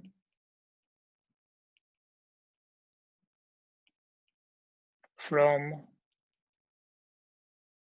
2 omega 0 to omega 0. Then, in a way, this can be understood as the dual of second harmonic generation. Remember that second harmonic generation was kind of the opposite. You feed frequency omega 0, you generate frequency 2 omega 0. This is what we have in here, right? This path. Now we are doing the opposite. We are feeding frequency 2 omega 0, and we are creating frequency omega 0, okay? But there are a couple of remarks. Well, maybe first, let me just tell you that in the context of down conversion, then the field at frequency 2 omega 0, this usually we call it the pump field. So this is the strong field that you are pumping into the system in order to generate or to amplify a weaker field. And this weaker field that we amplify, we usually call it the signal field. Or I will usually call it the down converted field, okay? But usually we also call it signal because let's say the notation comes from the fact that you have a weak signal. So this is a weak signal that you want to amplify into something larger, okay? And you do it by down conversion, by exchanging energy from frequency 2 omega 0 to frequency omega 0. And then let me do a couple of remarks. So the first interesting remark is that this doesn't work exactly as second harmonic generation because as the dual, let's say, of second harmonic generation, because when we Imagine that you start without any field at frequency omega 0, okay? So you don't feed frequency omega 0. What happens? That the part polarization that oscillates at frequency omega 0, it's actually proportional to the amplitude at that frequency. So essentially, if you don't feed something, if initially you don't have at least a weak signal at frequency omega 0, then this implies that the polarization at that frequency, okay, will be equal to 0. And therefore, this process cannot start without an initial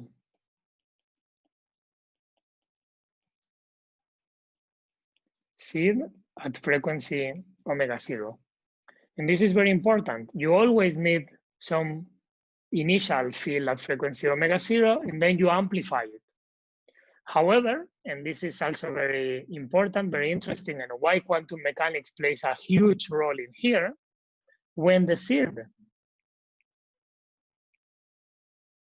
or let me write it, let me summarize it. So when the seed is equal to random fluctuations,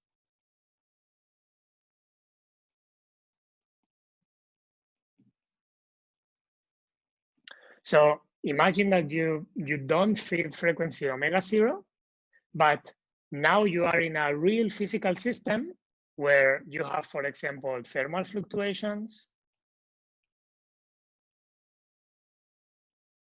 okay? And even if you put the temperature to 0 and you are sure that there are no photons at frequency omega 0 that come from temperature, so from Planck radiation and so on, you will always have quantum fluctuations, okay? Unless you really make it such that that frequency doesn't exist in the world, okay? Which you can do with a cavity, because a cavity has resonant frequencies. So you can make omega 0 not a resonance in the cavity. But imagine that you make it a resonance, you still have quantum fluctuations, okay? That, so the vacuum field associated to that frequency omega 0, from which you can actually start the process, okay? And that's why quantum mechanics is very important in here, because in the absence of anything else, quantum fluctuations will be amplified. And quantum fluctuations have very important properties or very special properties, and they will be amplified with very special properties, in particular with squeezing, as we are going to see. In any case, when the seed is random fluctuations, we talk about spontaneous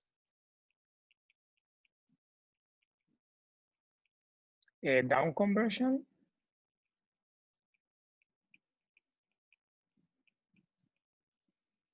And this is the process, so spontaneous down conversion is a process that it has very interesting quantum properties.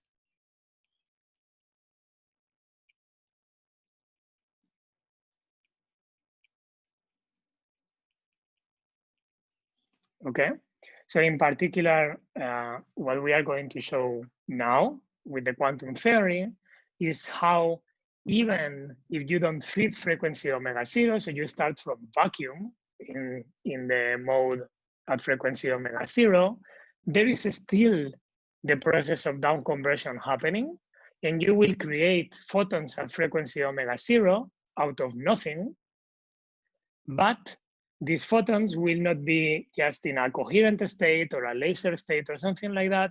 They will be in a quantum mechanical state, in particular in a squeezed state.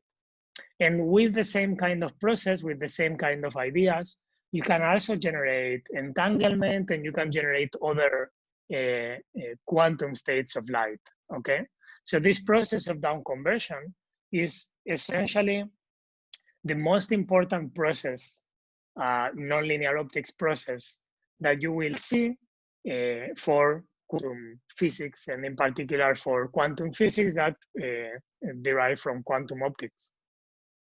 Okay, so then what we are going to do now if there are no questions, is I will spend the next like 30 minutes or so just showing you the quantum theory of down conversion, okay?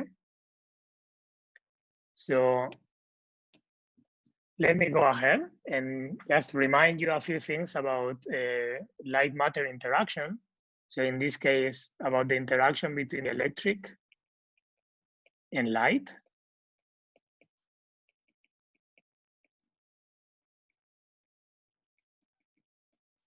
So the interaction between the dielectric and light, it will be described by what we have already put forward as the general theory of light matter interaction.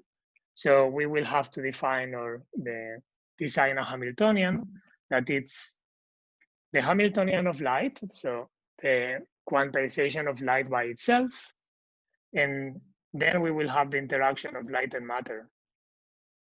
And it's very important that we have a Hamiltonian for matter because the dielectric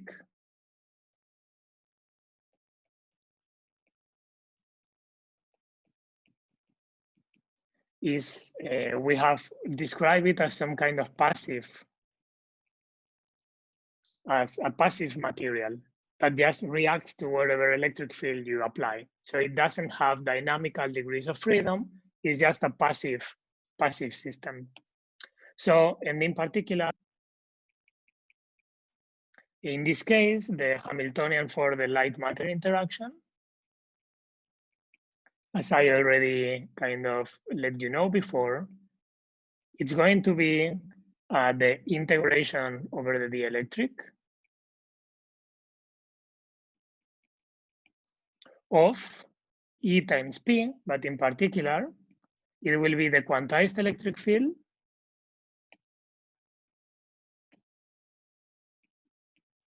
times P, but as I explained you, only we consider the nonlinear terms, and in particular, just the second order terms, which are the ones that we want to analyze right now. Okay. So we consider only second order processes and the linear effects, sorry.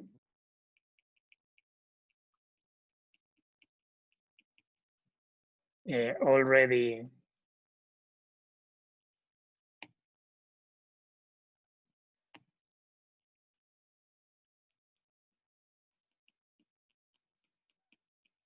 included in the quantization of the electric field. Okay? So essentially, what we have to do is write down what kind of interaction we find just from this Hamiltonian here. However, as I said, we are interested only in down conversion. Okay, so then, and in general, of course, this Hamiltonian, so HLM, contains all possible three-wave mixing processes. Okay, so then in order to focus on just down conversion, so we focused on down conversion.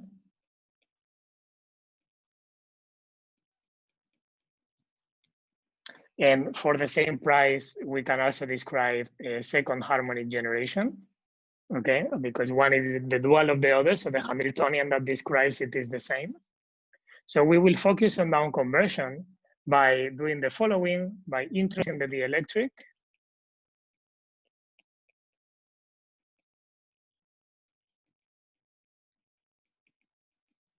in the cavity, so in a cavity. But a cavity that, of course, acts as a filter.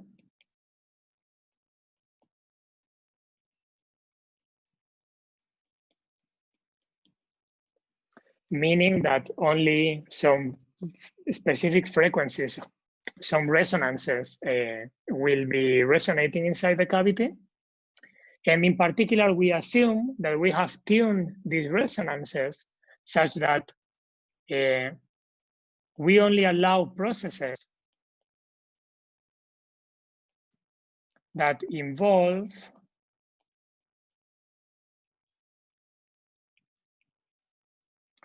two specific modes. And these two modes are one mode that will have frequency omega 0 and another mode that will have frequency, let me call it omega 2.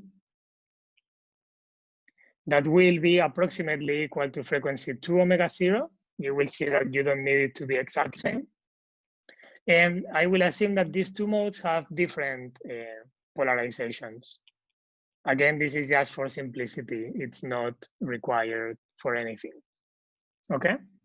So just imagine the situation. We put the dielectric inside the cavity, but we tune the resonances of the cavity such that there are only two frequencies that are important for frequency conversion purposes, which are one that is approximately at frequency 2 omega 0. This is the frequency that we are going to feed, is the frequency we are going to pump the cavity with. And then connected to that frequency, there is only another frequency that can be connected through three-wave mixing, which is frequency omega 0, okay? And we assume that these two modes have orthogonal polarizations. And as I explained you, in a real cavity, you can actually tune the resonances of different polarizations independently, which means that you do this kind of situation in which at frequency 2 omega 0, you have one specific polarization, and at frequency omega 0, you have another one, okay? So an orthogonal one. So then if we have this situation, then this means that we can write the electric field. So the relevant part of the electric field, we can write it with two contributions. So one contribution we will call it, sorry, I don't write the T. So I'm always in the Schrodinger picture, so I don't have to write time explicitly in the operators because they are time independent. And then we can have two relevant contributions to the electric field, one that I will call E0 and one that I will call E2. And then these modes specifically, or these terms, either they will correspond explicitly to the two modes that I have described, one that has polarization along the y-axis and has frequency omega 0. And then we will have this expression, oops, I forgot an epsilon 0. Then we will have here the annihilation and creation operators that I will simply call A and A dagger for this mode, okay? So A dagger creates photons at frequency omega 0 with polarization in the y direction. And then we have the spatial profile, which is ny k0 set plus, as I said, some phase that we can tune with different optical elements inside the cavity, lenses, and so on. And the same with the contribution E2, which is essentially a mode polarized along the x direction with frequency omega 2, which is approximately the second harmonic of omega 0, and that's why I call E2 to that field. Then the usual normalization factor, and then I will call the annihilation and creation operators of this field, I will call them B, okay? I could call them A0 and A2, but I prefer to use this shorter notation of A and B. And then we have the spatial part of the mode, which we can write like this. So just note I didn't do much. I simply took the expression of the electric field that we wrote down in here, okay? But I particularize it to the two modes that are important in this cavity. In general, you have many more modes, but I particularize it to these two modes that are important.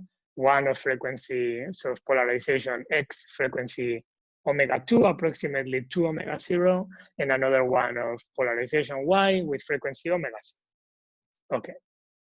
So once we have this, then understand that, first of all, the free Hamiltonian, so the light Hamiltonian,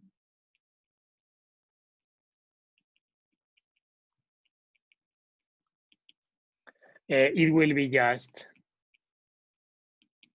so in general is A dagger A H bar omega for all the modes.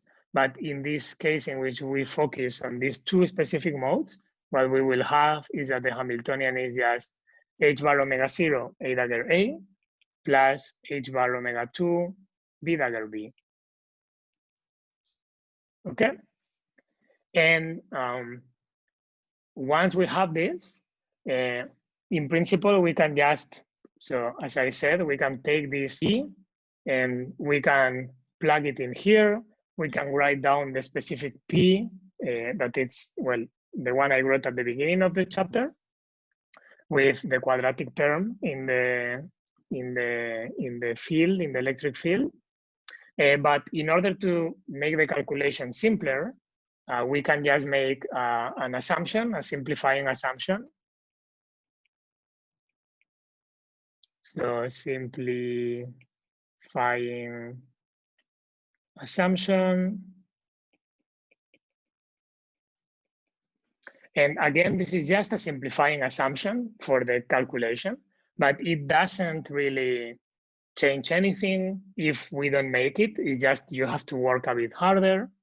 So the simplifying assumption is that we assume that this specific element of the second order susceptibility is the only one that is non-vanishing. Okay, it's the only non-vanishing component of the full susceptibility tensor. So we make this assumption, and we make this assumption again just for simplicity. There is nothing special about it, because with this assumption, then the form of the polarization, of the second order polarization, becomes very simple.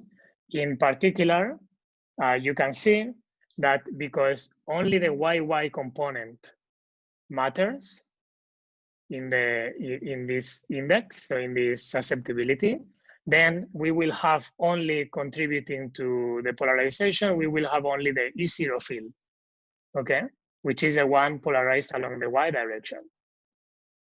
And moreover, because only the X component is non-zero, then the polarization will follow the X component.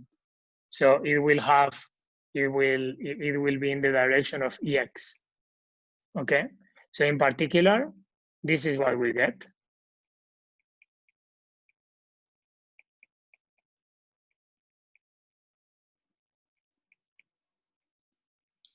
Okay, you can just see this. So remember, X, Y, Y is the only component that is zero of this susceptibility tensor.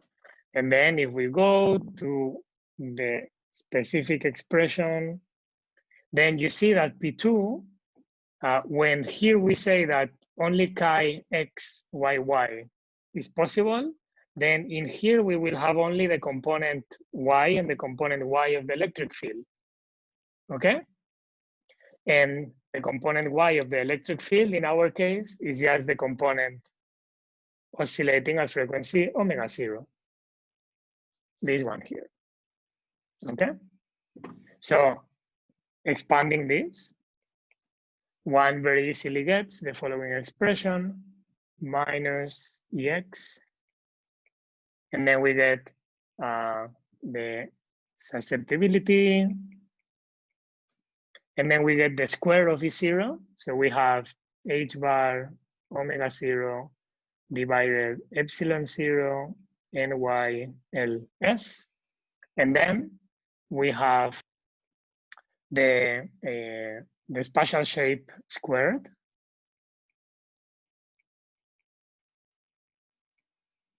And then we have the operator A minus A dagger, so what we call the momentum of the electromagnetic field squared.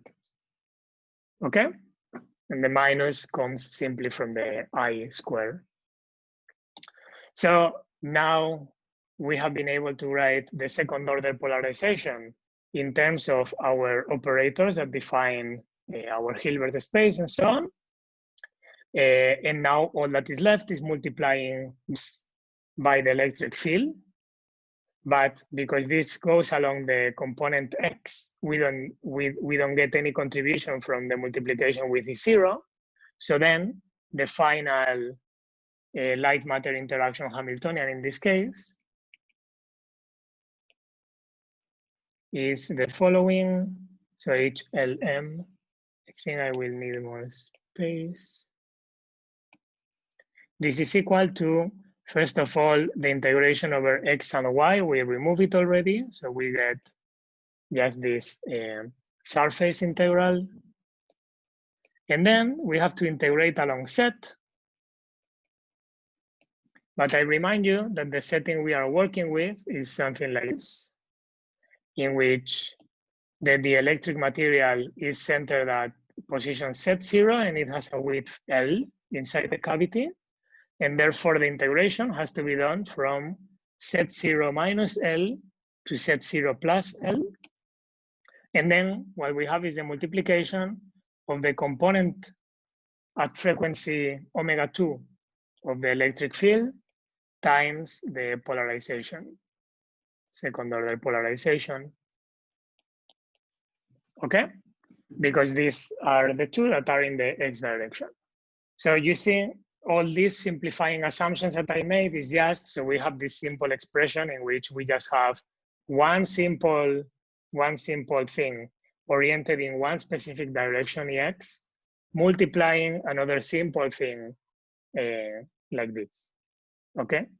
If you don't make this assumption, that only this one is non-zero, then you will just mix everything with everything, but the final Hamiltonian will look exactly the same as I will show you.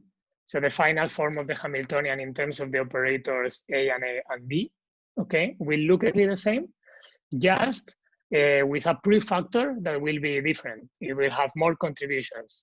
Here we have only one contribution. So then let's write down what we get for this Hamiltonian explicitly. So when we make the multiplication, we get the following. So let me make sure, because I made a typo in the cheat sheet that I have here. So I have to remember not to carry on the typo.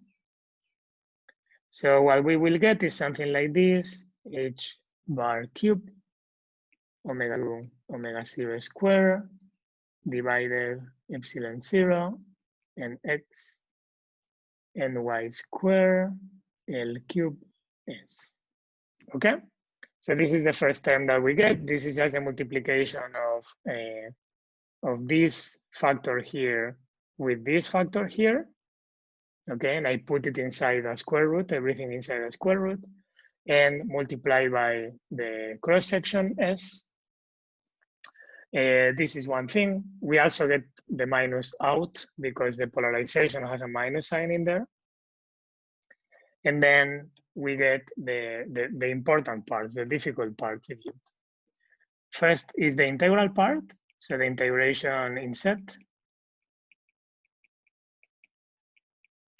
That, well, it's not difficult, but it has some deep things that we need to discuss. we get first the phase profile, or the mode profile of the second harmonic field. And then we get this sine square, which is the square of the mode profile of the fundamental field, or the signal field, the down-converted field. So we have this integral, and then we have the multiplication of the operators, so the operator part. So this is the operator that appears in the electric field at frequency ω2, and this is what we found for the nonlinear polarization. Okay? And then in the few minutes that I have left, I will simplify this expression to the final form of the Hamiltonian that we are going to use. So let me start by this term in here. In particular, as you are going to see, this Hamiltonian will be simplified to something very simple, just using a conservation of two things: conservation of energy and conservation of linear momentum. So in particular, for conservation of energy, so let me say that we have here two features that simplify this Hamiltonian. The first one is that if we take a look at the Hamiltonian, at the operator part of this Hamiltonian, we can write it as something like this. So we will have B with A dagger square, then we will have B that will be multiplied by A dagger A plus A dagger. So I'm just expanding. The only thing I'm doing is expanding this square, okay, and multiplying it by B. And then we get another term that is B times A square. And then we get the Hermitian conjugate of this with a minus sign, okay? But now take a look at the following thing. So let's take a look at this term in here. We are going to do something similar as we did with the interaction between light and a single atom. We are going to see which processes are resonant or are energy conserving and which processes are not. So in particular, this process that I marked, you can see that in this process, you destroy one photon of frequency 2 ω2, which is approximately equal to 2 ω0. And then you create two photons of lower frequency, so of frequencies ω0. Okay? So this is a process that is clearly energy conserving, in the sense that you take something that has energy 2 ω0, the photon of frequency so associated to the excitation B, you remove it and you create two of frequencies ω0, okay? So this preserves energy. On the other hand, this is not the case for the other two terms, and let me show you. So specifically, of course, in all the terms, you take the frequency ω2 and you do something with it, so you destroy it. But in these processes in here, you see that you annihilate one photon of frequency ω0, and then you generate a photon of frequency ω0. But if you take a look at what is the energy of the input and what is the energy of the output, you see that there is a clear mismatch.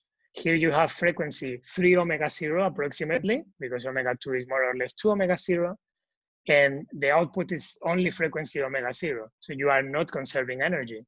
And this one in here is even more dramatic, because here, this process, what you are doing is you are destroying simultaneously all three photons of frequency ω2, ω0, and ω0, okay?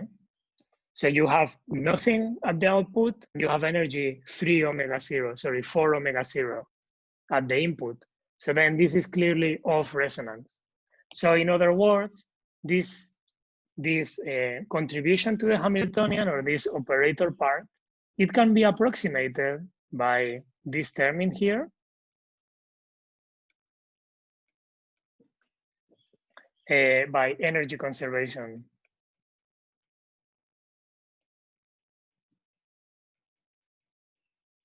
Or if you want, a rotating wave approximation. Okay, you can also, I mean, this is the simple way of seeing it. You can also just find out the evolution equation of the operators, then do this trick that we did of integrating over one optical period and see how all the processes that are not these ones, so given by this part of the Hamiltonian, they can be neglected within the rotating wave approximation. So this is the first thing. This simplifies the Hamiltonian a lot. And then the second thing refers to the integral. So this integral here, that I will just call J, okay? So it's very simple to do this integral because, well, it's just a multiplication of trigonometric functions. You can always expand the trigonometric functions as exponentials, and then you get the integration of exponentials, which you know how to do. So then I give you the result because it's very simple. So the final result can be written in this way. It's a bit longish to write. So let me do it carefully. We have phi2 minus 2 phi 0 plus nx k2 minus 2 ny k0. I could have kept at least this one because it's annoying to write. And then the sinc function, I will explain in a second what that is in case you don't remember. And y k0 and L over 2. And then we have some similar contributions. So the first one is, maybe let me just copy.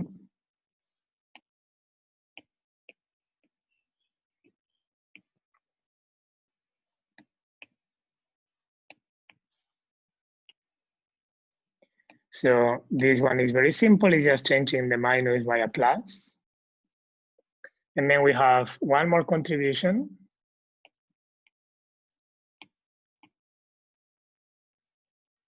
That is changing this by +2. And then I have to remove all the 0 contributions.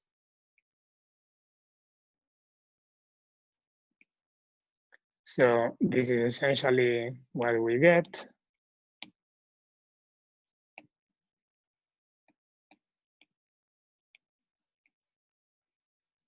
So let me pull things.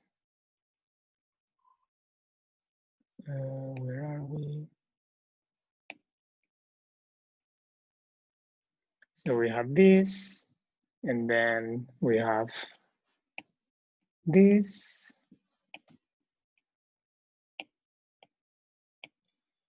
Okay. So essentially, this is the 3 contributions that we get. Just in case you are not so familiar with the sinc function, let me talk about it here. So when I say sinc of x, what I mean is the sine of x divided x. And even though 1 over x is divergent at x equals 0, this is not, because the sine of x also goes to 0. And in particular, this function has this very simple and characteristic shape. So in which it starts at 1, and then with x, it just decays. It just decays in this way, oscillating. And in particular, it decays with an envelope that is 1 over x. Okay? So it's a 1 over x function starting at 1, oscillating because of the sign. So this is a distribution. So it means that it's 0 when you go very far away from x equals 0. And therefore, this is very interesting because, well, you can see in here directly that this wave vector, so this is the inverse of the wavelength, and this is 1/100 nanometers, approximately, because the wavelength of light is approximately 100 nanometers range, right? On the other hand, this is the length of the electric material, and this is always much larger than 100 nanometers. Because you can imagine that a material of 100 nanometers is small, it's very difficult to make. And usually these materials are on the order of micrometers, so tens, hundreds of micrometers minimum. And usually they are millimeters or centimeters. So therefore, this means that all this contribution, it's essentially 0, okay? And the same happens with this one in here. This contribution in here, for the same reason, this is going to be approximately 0, because this thing in here, it's a sum of two things that are optical frequencies, okay, optical wavelengths. So again, this is going to be 0. So the only contribution that you get finally comes from this term in here, the first one. And in particular, it gives a contribution, but only if you follow the requirement that this phase, this thing that I have defined as phi, which is nxk2 minus 2nyk0, only if this thing is much smaller than L/2. So only when this quantity here, it's smaller than, much smaller than 1, so it's close to 0, this will give a contribution that is equal to 1. Otherwise, it will be 0. But this condition, it's a very important condition that we call phase matching.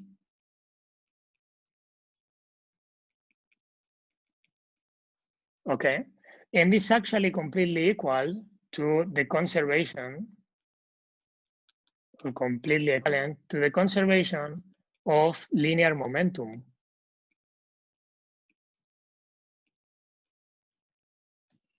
And this is completely trivial to see because, again, we do this picture in which we have a photon of the pump that is transformed into 2 photons of the signal.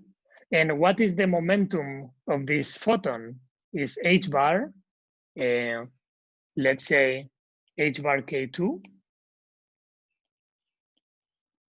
But we are inside the dielectric. So inside the dielectric, we have to multiply by n. And what is the linear momentum of the other two? So ny h bar k0 and ny h bar k0. So therefore, this condition in here is just telling you that you need to satisfy conservation of linear momentum inside the material. Otherwise, you will have a contribution that is negligible. So there is no interaction, okay? And on top of that, you have here a geometric term.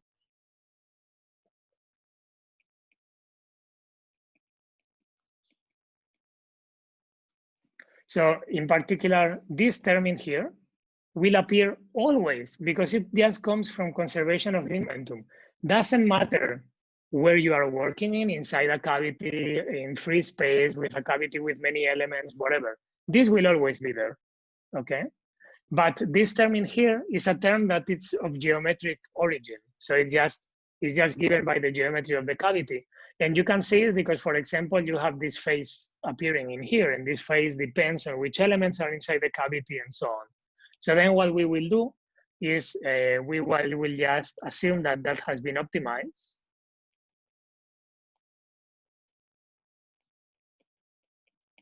So meaning that we assume that this phi2 minus 2 phi0 is equal to pi over 2 with a minus. I just choose the minus to remove this minus in here. And then if all these requirements are there, then we can assume that this integral is approximately L/4, okay? L/4, yes. So this is the final thing. So this is all I wanted to tell you today, that essentially this Hamiltonian with energy conservation and with momentum conservation and optimizing the geometry of the cavity, then we can rewrite the final Hamiltonian.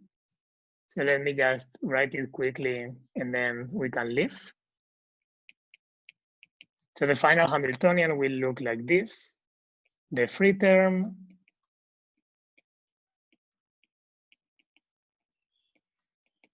and then we have a very simple kind of interaction that we can write in this way.